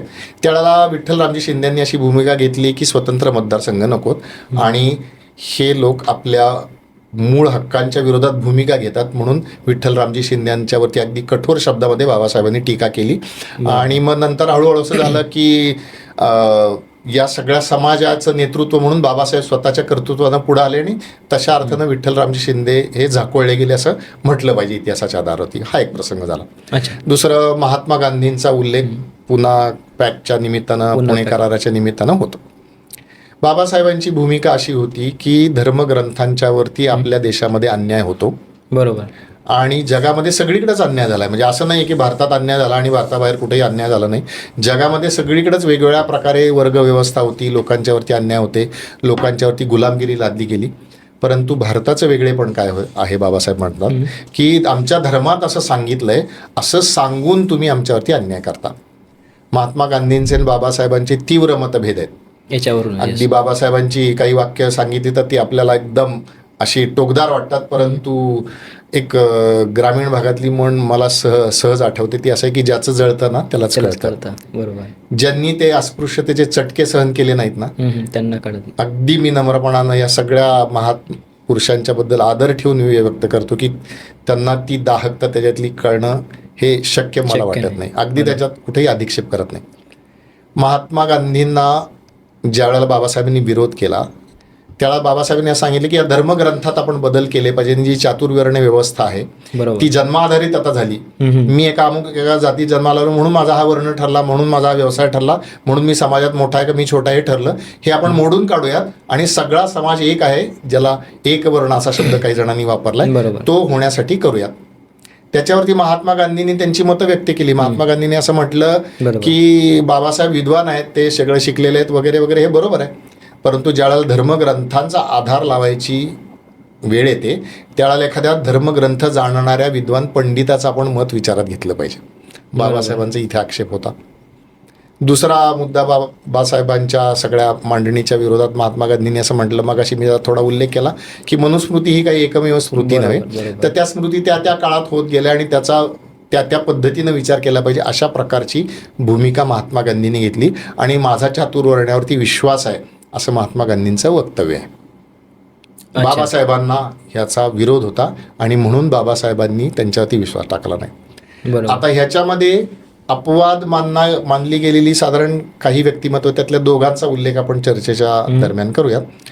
त्याच्यातल्या एकाचं नाव आहे स्वामी श्रद्धानंद. तर त्यांनी आर्य समाजाच्या माध्यमातून ही जी जन्मजात उच्च नीचता याच्या विरोधात आंदोलन केलं आणि सगळेजण कर्तृत्वानं मोठे किंवा छोटे होतील अशा प्रकारचा आपण हिंदू समाज निर्माण करूयात आणि त्याचं आर्य समाज वगैरे वगैरे असे नाव दिलं आणि त्यांनी ती चळवळ चालवली. या श्रद्धानंदांच्या कार्याची एका अर्थानं प्रशंसा बाबासाहेबांनी केली, त्यांना आदर व्यक्त केलाय. दुर्दैवानं एका धर्मांध व्यक्तीनं त्यांचा खून केला, आपल्या सगळ्यांना माहिती आहे. पण बाबासाहेबांनी सांगितलं की ते गेल्यानंतर मात्र ही चळवळ भरकटलेली आणि ते फक्त लोकांना परत आपल्या धर्मामध्ये आणण्यामध्ये घडलेले आहेत. पण श्रद्धानंदांच्या कार्याबद्दल बाबासाहेबांना आधार. आता अजून एक वेगळं नाव ज्यांचं सामाजिक क्षेत्रामधलं योगदान साधारणपणे थोडंफार चर्चेला होतं असं मला वाटतं, ते म्हणजे स्वातंत्र्यवीर सावरकर. ज्या वेळेला ते रत्नागिरीला स्थानबंद अवस्थेत होते त्यावेळेला त्यांनी समाज सुधारणेचे समतेचे प्रयोग केले. मग त्या ठिकाणी त्यांनी प्रयोग म्हणून सहभोजनं घडवायला सुरुवात केली. आता त्यावेळेला आपण आज कल्पनाच करू शकत नाही, मी म्हणलं तसं की मी आधी विचारणार तुला की तुझी जात कुठली आणि मग मी ठरवणार तुझ्या शेजारी जेवायला बसायचं की नाही, अशी पद्धत आपल्या समाजात होती. हे आज आपल्याला पटणारच नाही किंवा नुसतं आपल्याला वाचून त्याचा करू शकत नाही, पण ते होतं. पण सावरकरांनी सहभोजन सुरू केलं. पण सावरकरांनी अजून त्याच्या पुढे काही पावलं उचललेली आपल्याला दिसतात. त्याच्यात सावरकरांनी असं म्हटलं की हे हिंदू समाजाच्या उच्च वर्ग मानल्या गेलेल्या लोकांच्या जातीच्या मंदिरात जर प्रवेश नसेल तर आपण असं एखादं मंदिर तयार करूयात की ज्या ठिकाणी सर्वांना मुक्त प्रवेश असेल, मग त्याची जात कोणी विचारणार नाही. आणि म्हणून रत्नागिरीला अतिशय एक धनाढ्य गृहस्थ होते, त्यांच्या मदतीनं त्यांनी पतित पावन मंदिर केलं आणि बाबासाहेबांनी त्यांनी निमंत्रण पण दिलं. पण बाबासाहेबांचा आक्षेप काय होता, हा विचार म्हणून आक्षेप आहे, आपण लक्षात घेतलं. बाबासाहेबांचा अगदी बरोबर आक्षेप असा आहे की असं तुम्ही मंदिर स्थापन कराल, ते सगळं सुरू होईल, पण काही दिवसात असं होईल ज्याचा मी मगाशी उल्लेख केला, शास्त्रात रूढीर बली अशी, की आता इथं अस्पृश्य असलेल्या जातीतले लोक येत आहेत ना, मग आपण जायचंच नाही, असं समाजाची वहिवाट सुरू होईल. आणि म्हणजे काय होईल, म्हणजे पुन्हा हे वेगळंच मंदिर होईल. म्हणून या सगळ्यांच्या कार्यकर्तृत्वामुळे मूळ प्रश्न सुटत नाही अशी बाबासाहेबांची भूमिका होती. आणि त्याच्यामुळे त्यांचे मतभेद होते आणि ते मतभेद राहिले अगदी कठोर शब्दात दोन्ही बाजूनी. केवळ बाबासाहेब टोकदार बोललेले आहेत असं नाहीये, सगळेच एकमेकांविषयी टोकदार बोललेले आहेत. आपण आता ही सगळीच मोठी माणसं आहेत, आपण त्यांचा समजूनच घेतोय, त्यामुळे आपण ते समजून घेऊयात असं. अगदी म्हणजे सर तुम्ही एक जे बोललात ते माझ्या अजून पण लक्षात आहे की ज्याचं जळतं त्यालाच कळतं. अगदी बरोबर. म्हणजे त्यालाच साजेसं की डॉक्टर बाबासाहेब आंबेडकरांनी हे जवळून सर्व अनुभवलं, त्यामुळे सुद्धा हा विचार किंवा एक विरोध असू शकतो, आपण आजच्या स्थितीला हे म्हणू शकतो. अगदी बरोबर. आणि सर आता सर्वात महत्त्वाचा प्रश्न असा आहे की डॉक्टर बाबासाहेब आंबेडकरांनी म्हटलं होतं की मी हिंदू म्हणून जन्मलो पण मी हिंदू म्हणून मरणार नाही. म्हणजे आजच्या परिस्थितीमध्ये आपण पाहतो की सनातनी, मी हिंदू, मी हिंदुइझम पाळणारा, हे अनेक भूमिका आपण पाहतोय. परंतु ते हिंदू धर्मात जन्मूनही त्यांना असं का वाटलं की आपण आता हिंदू धर्म सोडून द्यायला पाहिजे, आणि ठीक आहे हिंदू धर्म नको आहे तर मग बुद्धिझमच का? इस्लाम होता, ख्रिश्चन होता, बाकी पारशी पण होता, मग या परिस्थितीत डॉक्टर बाबासाहेब आंबेडकरांनी हिंदू धर्म सोडला आणि बुद्धिझमच का स्वीकारला? बाबासाहेबांचं जर आपण आयुष्य बघितलं तर बाबासाहेबांचं सामाजिक आयुष्यातलं पदार्पण कोणत्या वर्षी झालं असं जर आपण म्हटलं तर ते 2 वर्ष वेगवेगळ्या मुद्द्यावरती आपल्याला घेतावी लागतात. ती म्हणजे पहिलं 1920 येस. माणगावला जी परिषद झाली, राजर्षी शाहू महाराज त्याला उपस्थित होते. त्यांनी गौरवोद्गार काढले की तुम्ही चांगला पुढारी निवडलाय, आता तो तुमचं नेतृत्व करील वगैरे वगैरे. बरोबर. हा तशा अर्थानं बाबासाहेब जीवनच्या सामाजिक जीवनाचा प्रारंभ बिंदू आपण म्हणू शकतो. पण त्याच्यात थोडंसं अंतर पडलं कारण बाबासाहेबांचं शिक्षण जे त्यांना करायचं होतं ते अपूर्ण राहिलं. मग परत ते लंडनला गेले, मग ते सगळे पदव्या घेऊन परत आले आणि मग 1924ला त्यांनी बहिष्कृत हितकारिणी सभा त्यांनी स्थापन केली आणि आपल्या सामाजिक कार्याला सुरुवात केली. त्यामुळे 1920 धरलं तर बाबासाहेबांची धर्मांतराची जी घोषणा आहे ती 1935ची आहे. तर 15 वर्षांनी बाबासाहेबांनी ही घोषणा केली. 1924 धरलं तर 11 वर्षांनी गेली. 11-12 वर्ष साधारणपणे, काही महिने इकडे तिकडे आपण धरू शकतो. 12 वर्षांनी घोषणा केली असं आपण म्हणू शकतो. या सगळ्या काळात बाबासाहेबांनी केलं काय याचा आपण जरा विचार करूया. या सगळ्या काळामध्ये बाबासाहेबांनी समाजाला जागृत करण्याचा प्रयत्न केला. अच्छा. त्याचा भाग म्हणून त्यांनी सुरुवातीला मूकनायक काढलं, मग बहिष्कृत भारत काढलं, मग क्रमाक्रमानं आता या काळात नसेल पण जनता या प्रकारची सगळी त्यांनी नियतकालिका काढली आणि त्याच्यामधनं आपले विचार मांडणं, लोकांना त्यांचे विचार मांडायला प्रवृत्त करणं, जनजागृती केली. बरोबर. त्यांनी आंदोलनं केली. महाडच्या दोन्ही सत्याग्रहांचा उल्लेख आपण केला. नंतर त्यांच्याच प्रेरणेनं काळाराम मंदिराचा सत्याग्रह जवळपास 5 वर्ष तो चालला. पर्वती, आपण ज्या पुण्यामध्ये बसून हे बोलतोय त्या पुण्यामध्ये पर्वतीवरच्या मंदिर प्रवेशाचा सत्याग्रह झाला. असंच बाबासाहेबांच्या प्रेरणेने अनेक ठिकाणी सत्याग्रह झाले. म्हणजे बाबासाहेबांनी आपली जी मुख्य ध्येय होतं त्याच्यासाठी त्यांनी विचार मांडले, जनजागृती केली, कार्य केलं. बहिष्कृत हितकारिणी सभेचं मगाशी सांगितलं, महाडच्या सत्याग्रहाचं मी सांगितलं. सगळ्या समाजाला बरोबर घेऊन चालता येते. सगळ्या समाजाला म्हणजे रूढार्थानं त्यांच्या जातीतल्या लोकांना नव्हे, सगळ्या हिंदू समाजाला ते बरोबर घेऊन चालतायत. बरोबर. आणि कळकळीची मागणी काय, तर आम्हाला माणूसपणाचे अधिकार द्या. अरे तू मला शिवला म्हणून मला विटाळ कसा होतो, ह्या प्रश्नाचं कुठलंही समाधानकारक उत्तर असूच शकत नाही. सर, एक मी थांबवतो. म्हणजे प्रश्न असा पडतो की सर्व हिंदू समाजातील लोकांना ते घेऊन चालायचे. मग एक हिंदू समाजातीलच काही घटकांशी लढतोय की म्हणजे त्यांची लढाई नेमकी हिंदू वर्सेस, आपण म्हणतो की आता सो कॉल्ड आपण म्हणतो की हिंदू वर्सेस इस्लाम किंवा अगेन्स्ट लोक काही बोलत राहतात. तत्कालीन हिंदू वर्सेस म्हणजे काय, कुठल्या विशेष व्यक्तींच्या अगेन्स्ट त्यांची लढाई होती? उच्चवर्णीय ठीक आहे, म्हणजे इथे बोलण्यास काही हरकत नाही कारण की ही चर्चाच आहे. तत्कालीन ब्राह्मण समाज आपण म्हणू शकतो का? बाबासाहेबांच्या विचाराबद्दल आपण ज्यावेळेला बोलतो त्यावेळेला आपल्या लक्षात असं केलं पाहिजे की बाबासाहेबांची विरोधात लढाई म्हणणं असं सोपं आहे तुलनेनं, असं मला वाटतं. अच्छा. बाबासाहेबांची काही वाक्य काढली, काही पत्रातले उल्लेख, काही भाषणं असं म्हटलं की ते अमुक जणांच्या विरोधात होते असं म्हणणं अगदी तुलनेनं सोपं आहे. पण बाबासाहेबांच्या लढाईचं वर्णन करायचं झालं तर मी काय करेन असं माझं स्वतःचं, सुधीर गाडे म्हणून मी आता बोलतोय की माझं मत काय, तर ही मानवी मूल्यांच्या प्रतिष्ठापनेची लढाई होती. मग त्याच्या विरोधात जे कोणी होते त्या सगळ्यांच्या विरोधात बाबासाहेबांची लढाई आहे. प्रस्थापित तुम्ही म्हणा, त्याला जातीचं नाव द्या, त्याला धर्माचं नाव द्या, त्याला भाषेचं नाव द्या, अशा सगळ्यांच्या विरोधात लढाई. अच्छा.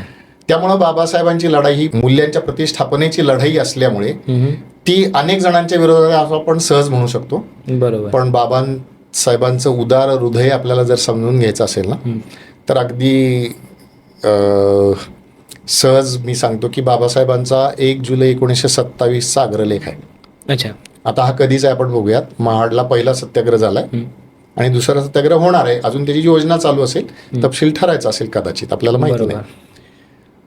त्यामधला अग्रलेख आहे. तर महाराष्ट्रातल्या सामाजिक चळवळीमध्ये बाबासाहेब एकमेव नाही आहेत हे आपल्याला माहिती आहे. अनेक जणांनी त्यांच्या विचारांनी त्यांना जे काही योग्य वाटले, तर काही लोकांनी बाबासाहेबांना मागणी अशी केली की तुम्ही अमुक एका समाजातल्या लोकांना सत्याग्रहात घेऊ नका कारण ते तमुक एका समाजात जन्माला आले आहेत. अच्छा. ही मागणी केली आहे. बाबासाहेब असं म्हणाले की असं अमुक समाजात जन्माला आहे म्हणून माझ्या सत्याग्रहात येऊ नकोस असं मी कोणालाही सांगणार नाही. माझी ही जी मगाशी म्हटलं तसं की विचारांची लढाई आहे. बरोबर. ज्यांना माझे विचार पटतात ते कुठल्याही समाजाचे असोत ते मला बरोबर चालतील. बाबासाहेबांचे अगदी मूळ शब्द मी ऐकणाऱ्यांना विनंती करतो की तुम्ही शोधा आणि तुम्ही ते शब्द वाचा आणि तुम्ही तुमचं मत बनवा. माझं मत तुम्ही सोडून द्या. सुधीर गाडे काय बोलतात ते तुम्ही सोडून द्या. बाबासाहेबांचा तो अग्रलेख तुम्ही शोधून काढा आणि तुम्ही वाचा. बाबासाहेबांनी अगदी स्पष्ट शब्दात लिहिलेलं आहे.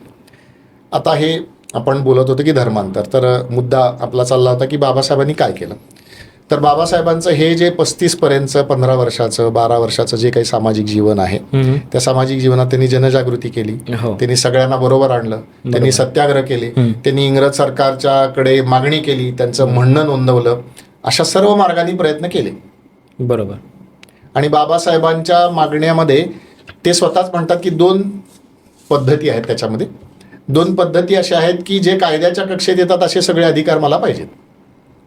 आता कायद्याच्या कक्षेत येणारे अधिकार म्हणजे आज घटनेच्या संदर्भात आपण बोलायचं झालं तर स्वातंत्र्य आम्हाला पाहिजे. मुक्तपणे संचार करण्याचं, विहार करण्याचं स्वातंत्र्य पाहिजे. म्हणजे मी इथं जाऊन पाणी पिऊ शकतो की नाही अशा प्रकारचं, मी या बसमध्ये बसू शकतो की नाही, मी या सीटवर वगैरे वगैरे, हे जे स्वातंत्र्य आहे आपल्याला, ते सगळं स्वातंत्र्य कायद्याच्या मर्यादेतलं पाहिजे. पण जे समाजाच्या व्यवहारातल्या मर्यादेतलं जे काही अभिसरण आहे ते कदाचित होऊ शकणार नाही, हे पण बाबासाहेबांना जाणीव आहे. बरोबर. म्हणून बाबासाहेब कदाचित ते झालं नाही तरी चालेल असं म्हणतात. बाबासाहेब असं म्हणतात की हिंदू समाजाने आपल्या विरोधात 3 बंदी ठेवलेल्या आहेत. एक आहे भेटीबंदी, दुसरी आहे रोटीबंदी आणि तिसरी आहे बेटीबंदी. अच्छा. असं म्हणतात. रोटीबंदी याचा अर्थ तू मी बरोबर जेवायचं का नाही, बेटीबंदी याचा अर्थ तुझ्या घरातली माझ्या घराशी लग्न संबंध होतील की नाही, वगैरे वगैरे, हे सगळं आपण समजू शकतो. आता हे कसं आहे की याच्यात अनेक वेगळ्या अडचणी असू शकतात. बरोबर. आपल्या सगळ्यांना कल्पना आहे. बाबासाहेब कदाचित तो आग्रह थोडासा त्यांचा सौम्य असं आपल्याला म्हटलं पाहिजे. पण बाबासाहेबांचा आग्रह काय आहे की जर कायद्यानं इथं पाणी प्यायला सगळ्यांना परवानगी, अरे नवे तुमची कुत्री मांजरी घरातली गाई गुरं जिथं जनावरं पाणी पितात तिथं आम्ही तुम्ही माणूस असं आम्हाला पाणी पिऊ देत नाही. हे सगळं त्यांनी करून बघितलं. आणि मगाशी मी एक महाडचा उल्लेख केला की बाबासाहेबांच्या अनुयायांच्यावरती हल्ला झाला, अनेक जणांना जखमा झाल्या, त्याच्यातनं तो खटला चालला वगैरे वगैरे. काळाराम मंदिराचा सत्याग्रह जवळपास 5 वर्ष चालला. काय मागणी आहे? आम्हाला मंदिरात प्रवेश. पण तिथे पण अशाच पद्धतीचा अनुभव आला. आणि एक विचित्र अनुभव असा की प्रशासनानं कदाचित बाबासाहेबांना विरोध करण्याची हातमिळवणी केली की काय, अशा प्रकारचे पण काही उल्लेख आपल्याला बघायला मिळतात. अच्छा. आता माणसाची वेदना आपण लक्षात घेऊयात, समाजाची वेदना लक्षात घेऊयात. ही ठसठसणारी जखम आहे. ही बाबासाहेब व्यक्ती म्हणून आहे, बाबासाहेब समाज म्हणून पण आहे. आणि काही हजारो वर्षाची जखम आहे की आम्हाला माणुसकीचे अधिकार तुम्ही देत नाहीये. आणि 15 वर्ष मी प्रामाणिकपणे प्रयत्न करतोय ना. बरोबर. मी ज्या बहिष्कृत हितकारिणी सभेमध्येचा उल्लेख केला त्याच्यात म्हटलं की यांना आपण अगदी कल्याण व्हावं या हेतून आपण उपक्रम केले पाहिजेत असं आवाहन केलंय ना समाजाला. बरोबर. पण तरी समाज बदलायला तयार नाहीत.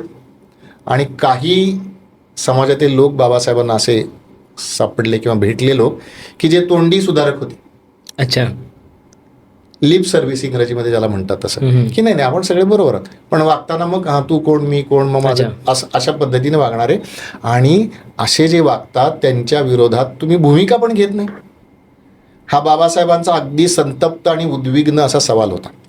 अच्छा. आता धर्मांतर का, तर बाबासाहेबांनी स्वतः लिहून ठेवलंय की ह्या अमानुष परिस्थितीतनं सुटायचं असेल तर आमच्या पुढे 2 मार्ग आहेत. हे बाबासाहेबांनी 35च्या आधी लिहिलंय बरं का. आणि असे त्यांचे अनेक उल्लेख आपल्याला दाखवता येतात. ते म्हणतात की 2 पर्याय आहेत आमच्याकडे. एक हा देश सोडून जायचा, ज्या देशात अशी जन्मजात उच्च नीचता नसेल अशा देशात जायचं. शक्य आहे सगळ्यांना अर्थातच ते शक्य नाही. बरोबर. आणि दुसरा पर्याय हा धर्मांतराचा आहे. तेव्हा बाबासाहेबांनी उठून एक दिवशी त्या 13 ऑक्टोबर 1935 मध्ये येवल्याला घोषणा केली असं घडलेलं नाहीये. बाबासाहेब इशारे देत आहेत की जर तुम्ही आम्हाला हे माणुसकीचे अधिकार देणार नसाल तर नाईलाज होईल आमचा आणि आम्हाला धर्मांतर करावं लागेल. म्हणजे हे एका दिवसाचं घडलेलं नाही, ही घडलेली प्रक्रिया आहे. आणि मग साधारणपणे बाबासाहेबांनी काय केलं की त्यांच्या मनाशी हा निष्कर्ष 1933च्या सुमारास झाल्या असावा असं म्हणायला जागा आहे. कारण त्यांनी आपल्या एका कार्यकर्त्यांनी लिहिलेल्या पत्रामध्ये त्यांनी तो उल्लेख केलेला आहे. आता त्यावेळेला ते प्रसिद्ध झालेलं नव्हतं, 35ला घोषणा झाली, पण साधारणपणे त्यांनी तो उल्लेख केला की धर्मांतर हा एकमेव पर्याय आता आपल्या पुढे उपलब्ध आहे, ज्या पद्धतीने सगळ्या गोष्टी चालल्या त्या. अच्छा. आता धर्मांतर करायचं, मग कुठल्या धर्मात करायचं, तर बाबासाहेबांनी सर्व धर्मांचा तौलानिक अभ्यास केलेला आहे. बरोबर. प्रत्येक धर्मामध्ये काय सांगितलं, म्हणजे एका अर्थानं धर्माचे ते अभ्यासक आहेत, सर्व धर्मांचे तुलनात्मक अभ्यास करणारे ते आहेत असं आपण म्हटलं बरोबर. पाहिजे. आता बाबासाहेबांनी इस्लाम का स्वीकारला नाही, ख्रिश्चन का स्वीकारला नाही, ह्याच्यातली अनेक गोष्टी सांगता येतात. पण एक उल्लेख वेगळा मी ह्याच्यात करेन. तो असा आहे की संत गाडगे महाराजांचं कार्य आपल्या सगळ्यांना माहिती आहे. बरोबर. संत गाडगे महाराज आणि बाबासाहेब यांचा अगदी अंतरंग स्नेह होता. अच्छा. दोघांचे अगदी एकदम जिव्हाळ्याचे संबंध होते. आणि ज्या वेळेला ही घोषणा केली बाबासाहेबांनी, त्यावेळेला बाबासाहेब भेटायला गेले गाडगेबाबांना आणि गाडगेबाबांना विचारले की काय करू, असं उल्लेख आपल्याला मिळतो. बरोबर. गाडगेबाबांनी असं सांगितलं, असं म्हटलं जातं की जो धर्म हिंदुस्थानातला नाही असा तू घेऊ नकोस, अन्य कुठलाही तू घे, असं अच्छा. सांगितलंच आपल्याला म्हटलं जातं. पण बाबासाहेबांनी का निर्णय घेतला, मुळात बाबासाहेबांनी गाडगेबाबांचंच ऐकून निर्णय घेतला का, असं पण आपण विचारू शकतो. अगदी योग्य प्रश्न आहे, कारण तर्काच्या आधारावरती, बुद्धीच्या आधारावरती सगळे प्रश्न आहेत. बाबासाहेबांनी स्वतः अभ्यास केला, स्वतः परिस्थिती बघितली आणि बाबासाहेबांची परिस्थिती त्यांना समजून देणारे काही घटना पण त्यापूर्वी घडलेल्या आहेत. आता ती घटना अशी एक 1928ची घटना आहे. अच्छा. आपल्याला इतिहासात माहिती असते की सायमन कमिशन आलं, मग काँग्रेसनी वगैरे वगैरे, हा तपशील आपण आता सोडून देऊया, हो. त्याच्यात आपल्याला आता मुद्दा म्हणून जायचं नाहीये. पण त्या सायमन कमिशन पुढे दक्षिण भारतातल्या ख्रिश्चन धर्मात गेलेल्या दलितांनी प्रतिनिधित्व आपलं केलेलं आहे. अच्छा. आणि ते सांगतात की आम्ही ख्रिश्चन झालो पण आम्ही दलितच राहिलो. इथं आमच्याकडे वेगळ्या प्रकारची व्यवस्था ख्रिश्चन धर्मात आहे. करेक्ट. आता धर्मांतर का करायचं आहे, कारण मी अमुक जातीत जन्माला आलो म्हणून माझं स्थान ठरलं. ख्रिश्चनांचा तोच अनुभव आहे. आणि बाबासाहेबांनी अर्थातच पुन्हा सगळा ख्रिश्चन धर्ममताचा अभ्यास केलेला आहे. त्यामुळे बाबासाहेबांना हे पटलं नाही की तिथं जाती व्यवस्था आहे. दुसरा धर्म इस्लाम आहे, मुसलमान हा धर्म आहे. बाबासाहेबांनी त्याचा पण अभ्यास केला आहे. आणि एकतर विलक्षण गोष्ट अशी आहे की बाबासाहेबांच्या काही अनुयायांनी 1935च्या आधीच मुसलमान धर्म स्वीकारलेला पण आहे. अच्छा. पण बाबासाहेबांनी अभ्यास केला, त्याच्यावरती लक्षात बाबासाहेबांना असं आलं की पुन्हा मुसलमान धर्मात गेल्यानंतर जाती व्यवस्थेचा प्रश्न सुटत नाही. आणि थोडं आपण जर बारकाईनं बघितलं तर बाबासाहेबांचा स्वतःचा अनुभव, ज्या गोलमेज परिषदेचा मी उल्लेख केला, त्या गोलमेज परिषदेमध्ये मुस्लिमांचे एक प्रतिनिधी आलेले होते आणि ते प्रतिनिधी बाबासाहेबांशी बोलत होते, मोकळेपणाने चर्चा व्हायच्या. तर बाबासाहेबांना बोलता बोलता ते मुसलमानांचे प्रतिनिधी असं म्हणाले की मी ह्या बाकीच्या सगळ्या मुसलमानांपेक्षा सर्वात श्रेष्ठ आहे, कारण मी अमुक एक मुसलमान आहे. बरोबर. आता हे असं कसं होऊ शकतं, तिकडे सुद्धा आहे. म्हणजे ज्या जाती व्यवस्थेतनं मला सुटायचंय ती स्थिती ख्रिश्चनांच्यात पण नाही, ती मुसलमानांच्यात पण नाही. आता माणूस म्हणून जगायचं, माणूस म्हणून जगायचंय, समतेचे अधिकार पाहिजेत, बंधुतेचे अधिकार पाहिजेत, ती तिथं नाहीये. 1935 मध्ये घोषणा केली, 36 मध्ये बाबासाहेबांनी पत्रक काढलं धर्मांतराचं. आता ह्याचा उल्लेख मी पुन्हा थोडं कालानुक्रमे पुढे जाऊन जोडतो. बाबासाहेबांनी आपल्या सगळ्यांना माहिती की 14 ऑक्टोबर 1956 प्रत्यक्ष त्यांनी धर्मांतर केलं. त्याच्या आदल्या दिवशी बाबासाहेबांची पत्रकार परिषद झाली नागपूरमध्ये. बाबासाहेब त्या पत्रकार परिषदेत काय म्हणाले, तर त्या पत्रकार परिषदेत असं म्हणालेत की मी गांधींना असा शब्द दिलाय की भारताच्या संस्कृतीला कमीत कमी नुकसान पोचविल असा धर्म मी स्वीकारेन. आपण काळजीपूर्वक हे शब्द लक्षात घेतले पाहिजेत. बाबासाहेब, ही संस्कृती आमची नाही असं वेगळ्या शब्दात बाबासाहेब सांगतात की नाही. बरोबर. आणि अशाच प्रकारची भूमिका त्यांनी 1936च्या पत्रकामध्ये घेतली आहे की कदाचित या धर्मांमध्ये गेल्यामुळे कदाचित त्या संस्कृतीला धक्का बसेल. बाबासाहेबांचे शब्द आणखीन पुढचे तीव्र आहेत. अच्छा. तुम्ही शोधा आणि ते वाचा. नक्की. त्यामुळे बाबासाहेबांनी हा सगळा निर्णय घेतला. बरं, आता बौद्ध धर्म स्वीकारताना पण बाबासाहेबांनी तो लगेच स्वीकारला गेला नाही. मधल्या टप्प्यावरती असं झालं, ही गोष्ट साधारण 1938ची वगैरे असेल. बाबासाहेबांनी जवळपास शीख धर्म स्वीकारण्याचं नक्की केलं होतं. त्यांचे काही अनुयायी शीख देखील झाले. अच्छा. आणि अगदी सहज म्हणून सांगतो, त्याच्यामध्ये एक बर्वे नावाचे ग्रस्त पण होते बरं का. अच्छा. पण मग ते बाबासाहेब म्हटले आता नाही शिकवायचं. मग त्यांनी एक पुस्तक बाबासाहेबांवरती टीका करणारं पण लिहिलेलं आहे, आता हा विचार संघर्षाचा भाग आहे, आपण लक्षात घेतलं पाहिजे. पण शीख धर्माबद्दल सुद्धा बाबासाहेबांनी अतिशय गांभीर्यानं विचार केला. पण अंतिमतः साधारणपणे 1940 पासून मात्र स्पष्टपणाने बाबासाहेबांनी बौद्ध धर्माच्या वाटेनं जायचं हे त्यांनी स्वीकारलं. त्याचं कारण बाबासाहेबांनी अनेक वेळेला सांगितलेलं आहे. बाबासाहेबांचं 1955चं आकाशवाणीवरचं भाषण आहे आणि त्याच्यात बाबासाहेब असं म्हणतात की माझ्या तत्वज्ञानामध्ये स्वातंत्र्य, समता, बंधुता या 3 मूल्यांना सर्वोच्च स्थान आहे. पण माझ्या या तत्वज्ञानाची जी मुळं आहेत ती राज्यशास्त्रात नाहीत, म्हणजे फ्रेंच राज्यक्रांतीत नाही आहेत, ती माझे गुरु भगवान गौतम बुद्ध यांच्या शिकवणीतून मी घेतलेली आहेत, असं बाबासाहेब सांगतात. आता जाता जाता एक वेगळा छोटासा उल्लेख मी सांगतो की बाबासाहेब मॅट्रिक झाले. त्यांच्या समाजातला एवढं शिकलेला मॅट्रिक झालेला पहिला हा बुद्धिमान विद्यार्थी, त्याचं कौतुक शाहू महाराजांनी प्रत्यक्ष येऊन केलं तिथे. पण त्या ठिकाणी एक शिक्षक होते. आता मी शिक्षक आहे म्हणून मला हा प्रसंग वेगळ्या अर्थाने भावतो आणि थोडं लांबलं तरी उत्तर चालेल असं मी स्वतःच करतो, मी सांगतो. तर त्या शिक्षकाचं नाव आहे कृष्णाजी अर्जुन केळुसकर असं त्यांचं नाव आहे. केळुसकर असं त्यांचं नाव आहे. त्यांनी बाबासाहेबांना कुठलं पुस्तक भेट दिलं असेल तर त्यांनी बाबासाहेबांना भगवान बुद्धांचं चरित्र 1906 मध्ये भेट दिलेलं आहे. 1906 संकेत आहे का भविष्याचा? हा योगा आहे का? तुम्ही काय नाव द्यायचं तुम्ही ठरवा. पण बाबासाहेबांनी असं म्हटलेलं आहे, असं लिहिलेलं आहे की ज्या वेळेला भगवान गौतम बुद्धांचं हे चरित्र वाचलं त्यावेळेला माझ्या जळणाऱ्या हृदयावरती कुणीतरी प्रेमानं फुंकर मारतंय अशी माझी भावना झाली मॅट्रिकमध्ये असताना. अगदी. आणि या कृष्णाजी अर्जुन केळुसकरांचं असं आहे की बाबासाहेब BA झाले मुंबईमधल्या कॉलेजमधनं, एल्फिन्स्टन कॉलेजमधनं ते BA झाले. आता पुढे शिकायला जायचं, पैसे नाहीत. मग हे केळुसकर गुरुजी घेऊन सयाजीरावांच्याकडे गेले की अरे हा मुलगा आहे, हा बुद्धिमान आहे, ह्याला पाठवा शिकायला. आणि अर्थातच सयाजीराव हे गुणग्राहक होतेच, बरोबर. त्यामुळं बाबासाहेबांच्या चरित्रात बौद्ध धर्माचं हे स्थान आहे. आता पुन्हा अजून थोडा मुद्दा पुढचा असा की बाबासाहेबांनी बुद्ध धर्मातले प्रचलित पंथ स्वीकारले का हो? मूल्य असं झालं की भगवान गौतम बुद्धांच्या निर्वाणानंतर पुन्हा त्याच्यामध्ये विचार पुढे होत गेला आणि मग महायान, हीनयान असे पंथ झाले त्याच्यामध्ये. बाबासाहेबांनी असं म्हटलं की मला दोन्ही नकोत. त्याची कारणं बाबासाहेबांनी दिली, त्याच्यावरती स्वतंत्र त्यांनी ग्रंथ लिहिलाय, तो आपण अभ्यासू शकतो. बरोबर.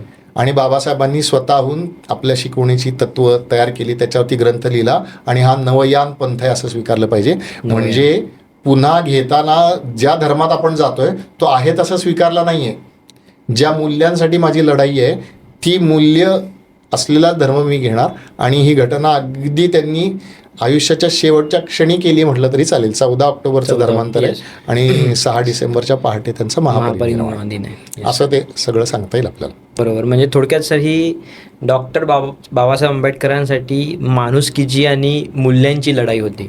म्हणूनच त्यातूनच हिंदू धर्म सोडून आणि बौद्ध धर्म स्वीकारून त्यांनी हे करून दाखवलं. म्हणजे तुम्ही जे रेफरन्सेस दिले की मध्यंतरी असा विचार होता की इस्लाम धर्म पण स्वीकारू शकतो, शीख धर्म पण स्वीकारू शकतो, परंतु नंतर बौद्ध धर्मच का, तर त्यात पण मॉडिफिकेशन जे मानवी मूल्यांसाठी हितकारक आहे तेच त्यांनी स्वीकारलं. त्याआधी एक प्रश्न सर असा आहे, नेहमी असं म्हटलं जातं की ज्या व्यक्तीने देशाला मतदानाचा अधिकार दिला किंवा जो व्यक्ती भारतीय राज्यघटनेचा शिल्पकार मानला जातो त्याच व्यक्तीच्या जनतेने कधीच निवडणुकीत निवडून दिले नाही, त्यांचा पराभवच केला. मी तर ते नोट डाऊन करून घेतलं. 1952मध्ये त्यांची पहिली लोकसभा निवडणूक होती. मतदारसंघ होता बॉम्बे नॉर्थ सेंट्रल, पक्ष होता स्केड्यूल्ड कास्ट फेडरेशन आणि त्यामध्ये त्यांचा पराभव झाला. नंतर 1954मध्ये पोटनिवडणूक होती भंडारामध्ये, ते पुन्हा त्यांनी लोकसभेचा प्रयत्न केला, त्यांचा पुन्हा पराभव झाला. असा पराभव होत होता 1900 नंतर. मग पराभवानंतर त्यांना राज्यसभेत घेतलं ती गोष्ट वेगळी, पण लोकांची मानसिकता काय होती सर की म्हणजे जो व्यक्ती आपल्यासाठी लढतोय त्यालाच पाडा,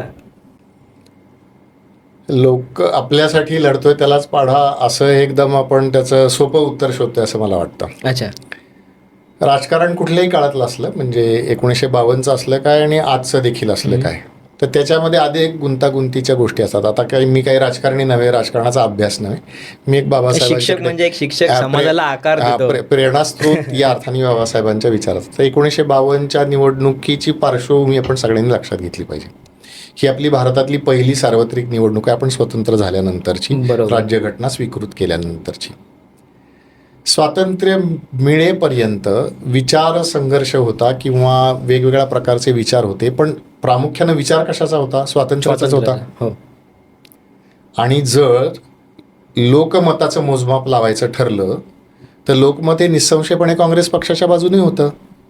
म्हणजे 1935च्या कायद्यानं ज्या निवडणुका झाल्या त्या निवडणुकांमध्ये सुद्धा काँग्रेसला सगळ्यात जास्त संस्थानांमध्ये किंवा सगळ्यात जास्त प्रांतांमध्ये त्यांना बहुमत मिळालं, त्यांची सरकार आली. बरं, लोकशाहीत असं आहे की तुमच्या बाजूला 51 लोक असले की तुम्ही जिंकलात. हे लोकशाहीचं तत्व आहे ना. तर हा सगळा स्वातंत्र्य चळवळीचा एका अर्थानं लोकमताचा जो पाठिंबा आहे तो काँग्रेस पक्षाच्या मागे आहे. संपूर्ण जनमत असं म्हणणं थोडंसं मला काय म्हणूयात, I am bit hesitating. Okay, संपूर्ण जनमत पण बहुसंख्येचं जनमत त्यांच्या मागे आहे, हे आपण मान्य केलंच पाहिजे निवडणुकाचा मोजमाप लावलं तर. बरं, दुसरं गोष्ट अशी आहे की स्वातंत्र्य चळवळीत काँग्रेसचे नेते कोण आहेत? 1920 नंतर आपण घेऊया. महात्मा गांधी आहेत, पंडित जवाहरलाल नेहरू आहेत. महात्मा गांधींच्या बरोबरीनं म्हणण्यापेक्षा त्यांचे सगळे जे अनुयायी आहेत ते पंडित जवाहरलाल नेहरू आहेत, मग सरदार पटेल आहेत, आपले पहिले राष्ट्रपती झालेले राजेंद्र प्रसाद जी आहेत, अशी सगळी मंडळी आहेत. बरोबर. आणि ही तशा अर्थानं समाजातल्या सर्व स्तरांमधली मंडळी आहेत. आणि अगदी हिंदू समाजाच्या बाबतीत बोलायचं झालं तर सर्व जातीपातीमधली मंडळी. आता जातीपातीचा पगडा हिंदू समाजावरती 1952 मध्ये नव्हता का? होता. हजारो वर्षापासून आहे. ती गणितं असतात. बरोबर. पण आता 1952च्या निवडणुकीची पार्श्वभूमी काय? मगाशी आपण ज्या हिंदू कोड बिलाचा उल्लेख केला, बाबासाहेबांनी राजीनामा दिला आहे, तो सप्टेंबर 1951 मध्ये दिला. बरोबर. आणि लगेच फेब्रुवारीमध्ये ही निवडणूक झाली. म्हणजे साधारण 5-6 महिन्यात ही निवडणूक झालेली आहे. बरोबर. आता तोपर्यंत असं होतं की काँग्रेसचे नेते पण म्हणत होते मुंबईतले की बाबासाहेब उभे राहिलेत, आम्ही त्यांना विरोध करणार नाही, ते आमचे उमेदवार असतील. पण ही सगळी गोष्ट कधीची आहे? ही राजीनामा देण्यापूर्वीची आहे. आता एखादा आपल्या पक्षाच्या मंत्रिमंडळात एखादा ज्यावेळेला राजीनामा देऊन बाहेर जातो आणि तो सांगतो मी का राजीनामा दिलाय, ते विरोध होईलच. त्यावेळेला तो काय होतो? तुमचा राजकीय विरोधकच होतो. बरं, निवडणुकीचं काम काय? विरोधकाला पाडायचं. हेच तर काम आहे ना. ह्यांनी त्याला पाडायचं का त्यांनी याला पाडायचं, एवढा तपशिलाचा मुद्दा. त्यामुळं हे याला राजकीय अंगाने बघितलं पाहिजे. हा एक पहिला राजकारण म्हणजे कोणी कोणाचा नसतो. आणि आता तर जाऊ दे, आजचा तो आपला विषय नाही, त्यामुळे आपण आता पण ते अनुभवते. त्यामुळे तो राजकीय विरोधक झाले काँग्रेसचे ते. हो. एक दुसरा मुद्दा असा, ज्या मतदारसंघामध्ये बाबासाहेब उभे होते आणि पडले, किती मतांनी पडले? हो, 14,000 पडले साधारणपणे. अचूक आकडा आपण काढू शकतो, ती माहिती उपलब्ध आहे. साधारण 14,000 पडले. बरोबर. यांना काहीतरी 1,23,000 बाबासाहेबांना पडली. आणि जे काजरोळकर निवडून आले त्यांना 1,37,000. आता हे विलक्षण म्हणजे नारायण काजरोळकर कुठे आहेत माहिती का? 1924ला बाबासाहेबांच्या बरोबर आहेत. बरोबर. बहिष्कृत हितकारिणी सभेमध्ये आहेत. सांगितलं. आता हा एक वेगळा विषय आहे. त्यामुळे सगळ्या लोकांनी नाकारले का? नाहीये. आता बाबासाहेब या निवडणुकीबद्दल काय म्हणा, अजून एक मुद्दा. आता त्या निवडणुकीत असं होतं की 2 होते, म्हणजे संयुक्त मतदारसंघ जी 1932च्या पुणे करारानुसार जी व्यवस्था स्वीकारली गेली, त्याचा संयुक्त मतदारसंघ. याचा अर्थ काय होतो की अमुक एक ठराविक मतदारसंघ निवडून दिले जातील, तिथे 2 उमेदवार असतील. एक साधारण सर्वसाधारण असेल. बरोबर. आणि दुसरा जो असेल तो या आजच्या भाषेमध्ये बोलायचं झालं तर शेड्यूल कास्ट, शेड्यूल ट्राईब्स मधला तो असेल. आणि त्याला मात्र सगळ्यांनी मतं द्यायची, रिझर्व. अशा प्रकारचा तो सगळी ती व्यवस्था त्याच्यामध्ये आपल्याला बघायला मिळते. अशी ती मतदारसंघ आहे. मग बाबासाहेबांनी काँग्रेसमधनं बाहेर पडल्यानंतर अर्थातच हातमिळवणी केली पाहिजे कोणाशी तरी. बरोबर. युती आघाडी काय आजची असं आपण समजायचं काही कारण नाहीये. बाबासाहेबांनी युती केली समाजवादी लोकांच्या समोर. समाजवाद्यांचा काँग्रेस आधीपासून विरोध होता. बरोबर.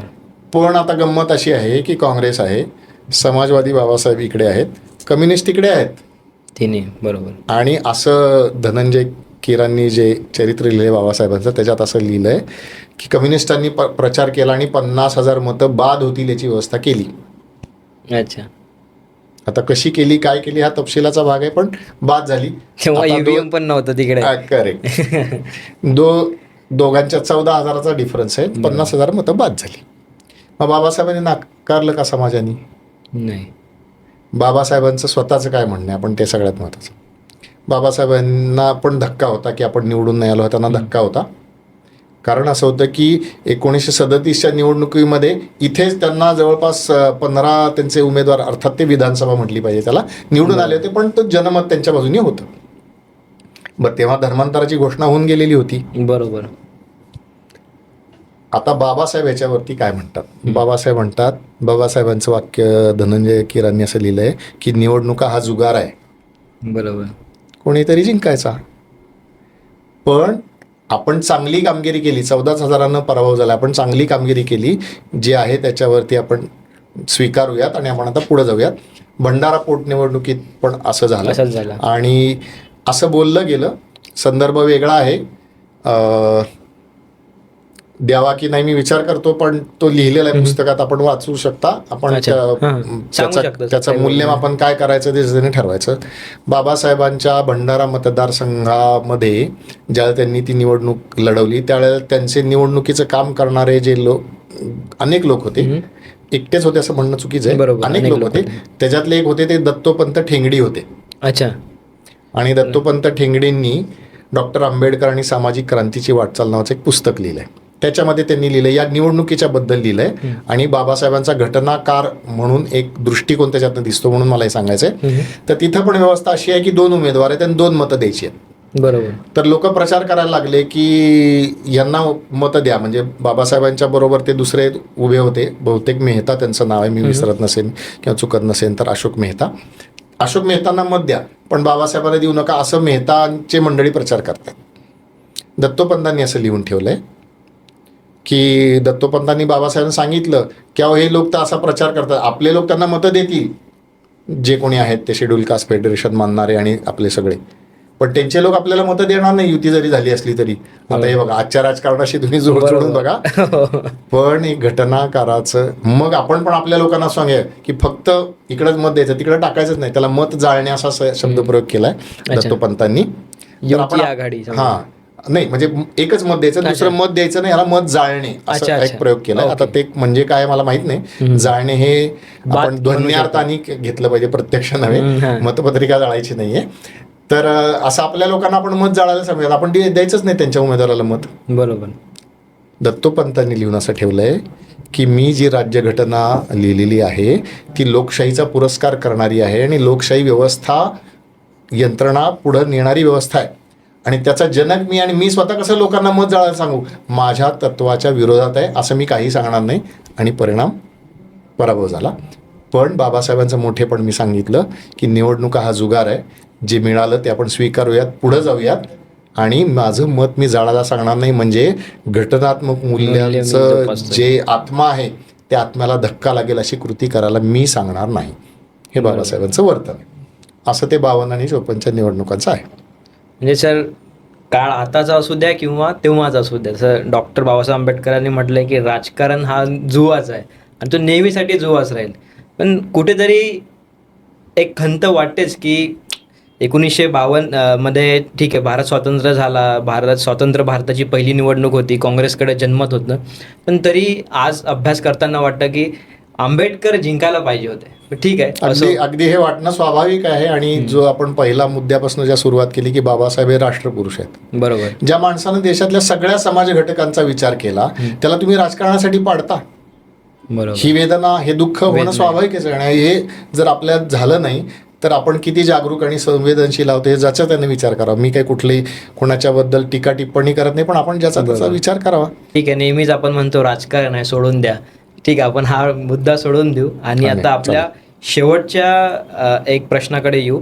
तो पण फार सेन्सिटिव्ह मानला जातो सर आजच्या परिस्थितीला घेऊन, आणि विद्यार्थ्यांमध्ये म्हणा किंवा राजकारणाशी याचा जो संबंध आहे तो समाजाच्या प्रत्येक घटकाशी येतो. तो म्हणजे सर रिझर्वेशन सिस्टीम. अनेक वेळा चुकीच्या पद्धतीने असं पोर्ट्रे केलं जातं की रिझर्वेशन सिस्टीममुळे समाज तुटला आहे, किंवा आपण नेहमी बोलताना विद्यार्थ्यांमध्ये, कॉलेजमध्ये असू द्या, कट्ट्यावर असू द्या, कॅफेमध्ये असू द्या, बोलताना हे डिस्कशन होतंच की रिझर्वेशनमुळे ओपन कॅटेगरीतील विद्यार्थ्यांचं असू द्या किंवा कुठल्याही समाजातील घटकाचं रिझर्वेशनमुळे नुकसान होतं आहे. आणि आजच्या परिस्थितीत ठीक आहे, तेव्हा तत्कालीन स्थिती लक्षात घेता रिझर्वेशन बरोबर होतं, परंतु आताची परिस्थिती लक्षात घेता रिझर्वेशन सिस्टीम चेंज व्हायला पाहिजे.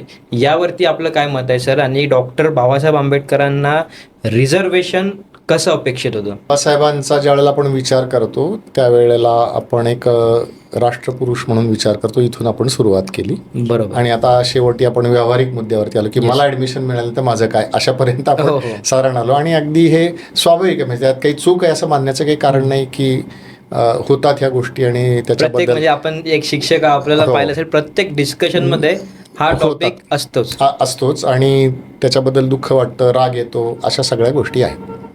बाबासाहेबांची काय भूमिका आहे हा आपला आजचा चर्चेचा विषय आहे. बरोबर. तर बाबासाहेबांनी असं म्हटलं की ही जी जातीगत व्यवस्था आहे ती साधारणपणे 2000 वर्ष आहे. म्हणजे आपण ह्याचा रेफरन्स द्यायचा झाला तर BBC बाबासाहेबांची मुलाखत घेतलेली आहे, ती यूट्यूबवरती उपलब्ध आहे. त्याच्यामध्ये बाबासाहेब म्हणतात की गेले 2000 वर्ष ही जाती व्यवस्था आणि त्याच्यातली उच्च नीचता ही देशामध्ये आहे. म्हणजे हे जर एक वाक्य संदर्भ घ्यायचं ठरलं बाबासाहेबांच्या भूमिकेतून, तर समस्या किती वर्षांची आहे? हजारो वर्षांची. 2000 वर्षांची आहे. बरोबर. स्वातंत्र्य मिळून किती वर्ष झाली? 78. एक मुद्दा. पण बाबासाहेब काय विचार करतात ते आपण लक्षात घेऊया.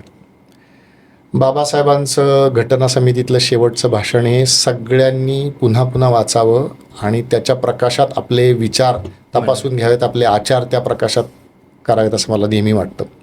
अच्छा. बाबासाहेब असं म्हणतात की 26 जानेवारी 1950ला आपण राज्यघटना स्वीकृत केली, आपली प्रजासत्ताक दिन आहे आपला तो. हो.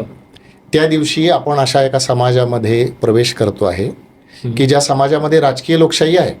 म्हणजे मी टाकलं तरी एक मत, तू टाकलं तरी एक मत, आणि देशाच्या राष्ट्रपती पंतप्रधान टाकलं तरी एकच मत. ह्याला म्हणायचं राजकीय लोकशाही. येस. पण बाबासाहेब असं पुढे म्हणतात, परंतु आपल्या देशात आज सामाजिक आणि आर्थिक लोकशाही नाही. याचा अर्थ काय? याचा अर्थ व्यक्तीची प्रतिष्ठा, त्याला विकासाच्या संधी ह्या मात्र पुन्हा गटांमध्ये, जातींमध्ये याच्या बांधल्या गेलेल्याच आहेत. तिथं तुम्हाला स्वातंत्र्य नाही, अशी परिस्थिती होती. आज आता आपण पुष्कळ पुढे आलो, हा एक प्रगतीचा भाग आपण निश्चितपणे मान्य केला पाहिजे. अगदी काहीच घडलं नाही असं म्हणणं चूक आहे. बरोबर. पुष्कळ प्रगती केली पण अजून बरंच अंतर जायचं राहिलं हे पण म्हणता येतं. त्यामुळे बाबासाहेब आरक्षणाकडे कसं बघतात, तर बाबासाहेब आरक्षणाकडे लोकशाहीची स्थापना म्हणजे सामाजिक लोकशाहीची स्थापना बघतात. हे त्याचं एक साधन आहे.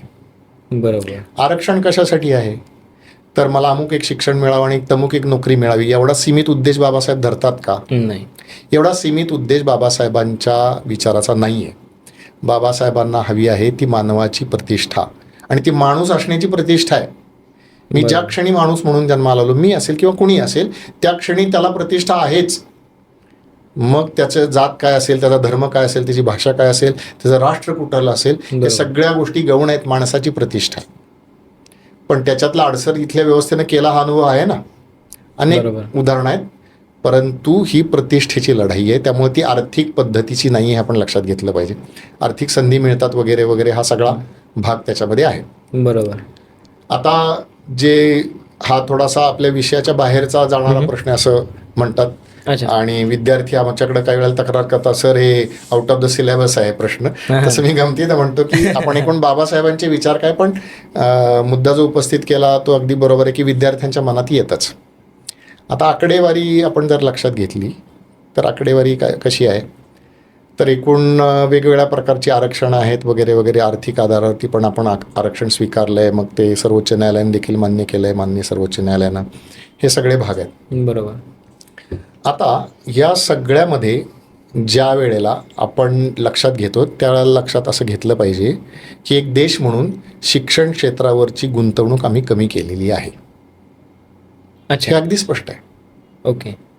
गेल्या अगदी 25 वर्षाचं जर आकडेवारी आपण काढली कमीत कमी तर आहे. महाराष्ट्रापुरतं बोलायचं झालं तर 1983 साली महाराष्ट्रात अतिशय या अर्थाने महत्त्वाचे की त्या वर्षी खाजगी अभियांत्रिकी महाविद्यालय सुरू झाली अच्छा. आपल्या महाराष्ट्रामध्ये. तोपर्यंत नव्हती, तोपर्यंत सगळी सरकारी होती. म्हणजे आपलं पुण्याचं CUP असेल, CUP, कराडचं असेल yes. किंवा आणखीन अनेक ठिकाणी आहे तशी अभियांत्रिकी महाविद्यालय होती. पण तो खाजगी अभियांत्रिकी महाविद्यालय सुरू झाली याचा अर्थ काय होता? याचा अर्थ राज्य सरकार नावाची जी यंत्रणा आहे किंवा सरकार नावाची यंत्रणा आहे, कोण होता, पक्ष, अमुक नेते, ह्या सगळ्या तपशिला आपण जायला नको. तो राजकीय विचार आहे, तो ज्याचा त्यांनी करावा, बरोबर चूक ज्याचं त्यांनी ठरवावं. पण मुद्दा काय आहे की सरकार नावाच्या यंत्रणेनं असं ठरवलं की शिक्षणातली गुंतवणूक आम्ही आता कमी करणार. म्हणजे सरकारने ठरवलं. कारण खाजगी तुम्ही महाविद्यालयाला परवानगी का दिली? कारण सरकार उभं करू शकत नव्हतं, तोपर्यंत सगळी सरकारीच व्यवस्था होती. बरोबर. आता हे जर एक साल संदर्भासाठी महाराष्ट्रापुरतं धरलं, भारतापुरतं वेगवेगळं येऊ शकतं कदाचित, पण महाराष्ट्रात आपण बसलो तर महाराष्ट्रापुरतं बघितलं तर क्रमाक्रमाने सरकारने शिक्षण क्षेत्रावरची गुंतवणूक कमी करत आणलेली आहे, ही वस्तुस्थिती आहे. आणि त्यामुळं असं होतं की मग ह्या सगळ्या आरक्षणाच्या व्यवस्थेमुळे मी जर अमुक एका वर्गातला असेल तर मला सरकारी महाविद्यालयात प्रवेश मिळतो, अनुदानित महाविद्यालयात प्रवेश मिळतो आणि मला काही हजार रुपये शुल्क भरावं लागतं. आणि दुसरा कोणी असतो तो तमुक एका वर्गातला असतो आणि त्याला मिळत नाही आणि तिकडे त्याला लाखो रुपयांची फी भरावी लागते. आता इथं वेदना निर्माण होते. बरोबर. आता ही वेदना कशाची आहे? तर मला शिक्षणासाठी जास्त पैसे मोजावे लागतात ह्याची पण आहे की नाही? येस. ते आपण लक्षात घेतलं पाहिजे. मग आता असं व्हायला पाहिजे, आपण समाज म्हणून विचार केला पाहिजे आणि सरकारने पण विचार केला पाहिजे की अशी आपण शिक्षणाची व्यवस्था उत्पन्न केली पाहिजे की सर्वांना एका पद्धतीचं समान दर्जाचं शिक्षण आणि साधारणपणे समान फीमध्ये, समान शुल्कामध्ये दिलं पाहिजे. अगदी रुपया आपल्याला एकत्र करणं शक्य नसेल, पण एक थोडाफार फरक तर माणसं समजू शकतात. हे दिलं तर शिक्षणाच्या व्यवस्थेबद्दल काय मत होईल विद्यार्थ्यांचं? बदलू शकतं. आता मुद्दा समाजाचा पण आहे. शिक्षण ही सरकारची जबाबदारी, हे बरोबर आहे, पण आपण शिकलं पाहिजे ही समाज म्हणून आपली पण जबाबदारी आहे का नाही? बरोबर. मग समाजामध्ये आहेत ना आपल्या धनवान लोक आहेत, कर्तृत्ववान लोक आहेत, दातृत्ववान लोक आहेत, त्यांनी अशा व्यवस्था उत्पन्न केल्या पाहिजेत. आणि जो भारतीय विचार आहे त्या भारतीय विचारामध्ये असं म्हटलं आहे की 2 गोष्टींसाठी हे कोणत्याही प्रकारचं शुल्क आकारता कामा नये. एक शिक्षण आहे आणि दुसरं आहे आरोग्य. बरोबर. आणि तेच सगळ्यात कमी आहे. आणि आता आपण तिथं जास्त खर्च करायला लागण्याच्या परिस्थितीत आलोय, ही वेदना आहे. आता नोकऱ्यांची परिस्थिती हा एक वेगळा मुद्दा आहे. त्याच्यात पण आता अजून एक तपशिलाचा मी मुद्दा सांगतो. मध्यंतरी असंच काही सामाजिक कार्यकर्त्यांच्याबद्दल मी चर्चा करत होतो आणि ही गोष्ट साधारणपणे 4-5 वर्षापूर्वीची असेल, कोविडच्या जस्ट नंतरची असेल. आणि त्या कार्यकर्त्यांना एके ठिकाणी भाषण करायचं होतं आणि म्हणून आम्ही रेफरन्स शोधत होतो. काय रेफरन्स शोधत होतो? तर कट ऑफ किती आहे, कॅटेगरी वाईज असतं की नाही, येस, ओपनचं कट ऑफ किती आहे, ओबीसीचं किती आहे, वगैरे वगैरे आम्ही असं शोधत होतो. आता आम्ही जे शोधलं त्याच्यात लक्षात असं आलं की कट ऑफमध्ये फारसा फरक नाही आहे. अगदी वरचे तुम्ही काही कॅन्डिडेट सोडले तर क्लोजिंग कट ऑफ जो असतो ना त्याच्यामध्ये अगदी जवळपासचं अंतर आहे. पण तरी सुद्धा सगळ्या कॅटेगरीज सगळ्या कॅटेगरीत नाही, आम्ही काही विशिष्ट काढल्या. पण समजा आपण ओपन कॅटेगरीतला अगदी शेवटचा विद्यार्थी घेतला आणि समजा उदाहरणार्थ रिझर्वेशन कॅटेगरीतला वरचा विद्यार्थी घेतला तर हा वरतीच आहे. अच्छा, हा वरतीच आहे. खालच्यामध्ये जरा जास्त अंतर पडतं हे मात्र खरं आहे. दोन्ही बाजूचे खालचे घेतले तर खूप जास्त अंतर पडतं हे खरं आहे, पण ते अंतर पडतं. पण आज ही स्थिती आहे का नाही समाजामध्ये आमच्या? काय स्थिती आहे की आरक्षण हे आम्हाला जातीच्या आधारावरती मिळतं, पण अशा अनेक जाती आहेत ना की ज्याच्यात शिकलेली माणसं नाहीच आहेत अजून.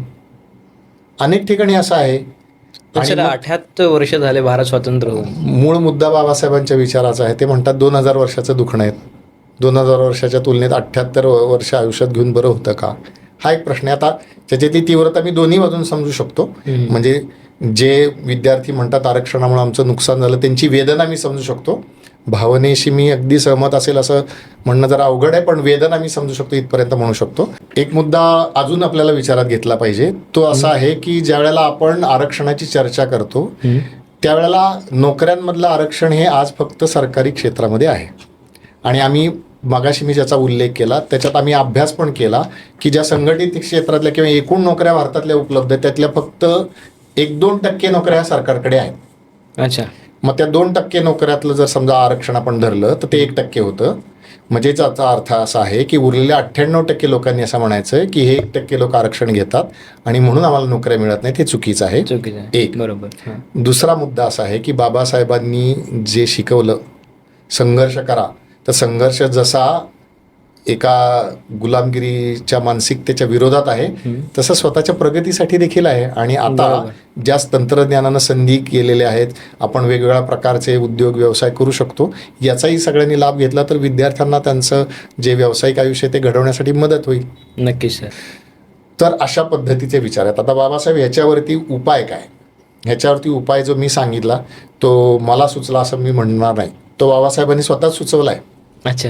आणि पुन्हा तो त्या भाषणातच आहे. तिथं आपण म्हणजे माझं बाजूने मी थांबवतो असं मी म्हणतो, कारण खूप बोलता येण्यासारखं आहे. हो. बाबासाहेबांचं ते भाषण अगदी काळजीपूर्वक वाचलं पाहिजे, 25 नोव्हेंबर 1949चं.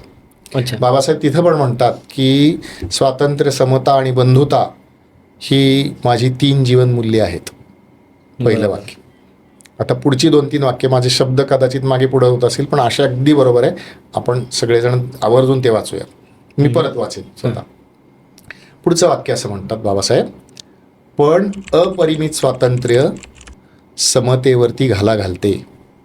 अपरिमित खूप स्वातंत्र्य दिलं तर समता तुमची येऊ शकत नाही. येस. मग पुढच्या वाक्यात असं म्हणतात, अपरिमित समता स्वातंत्र्याचा संकोच करते. आता अच्छा. याच्यावरती पुष्कळ तपशिलात बोलता येईल, पण ते सोडून द्या. बरोबर आहे.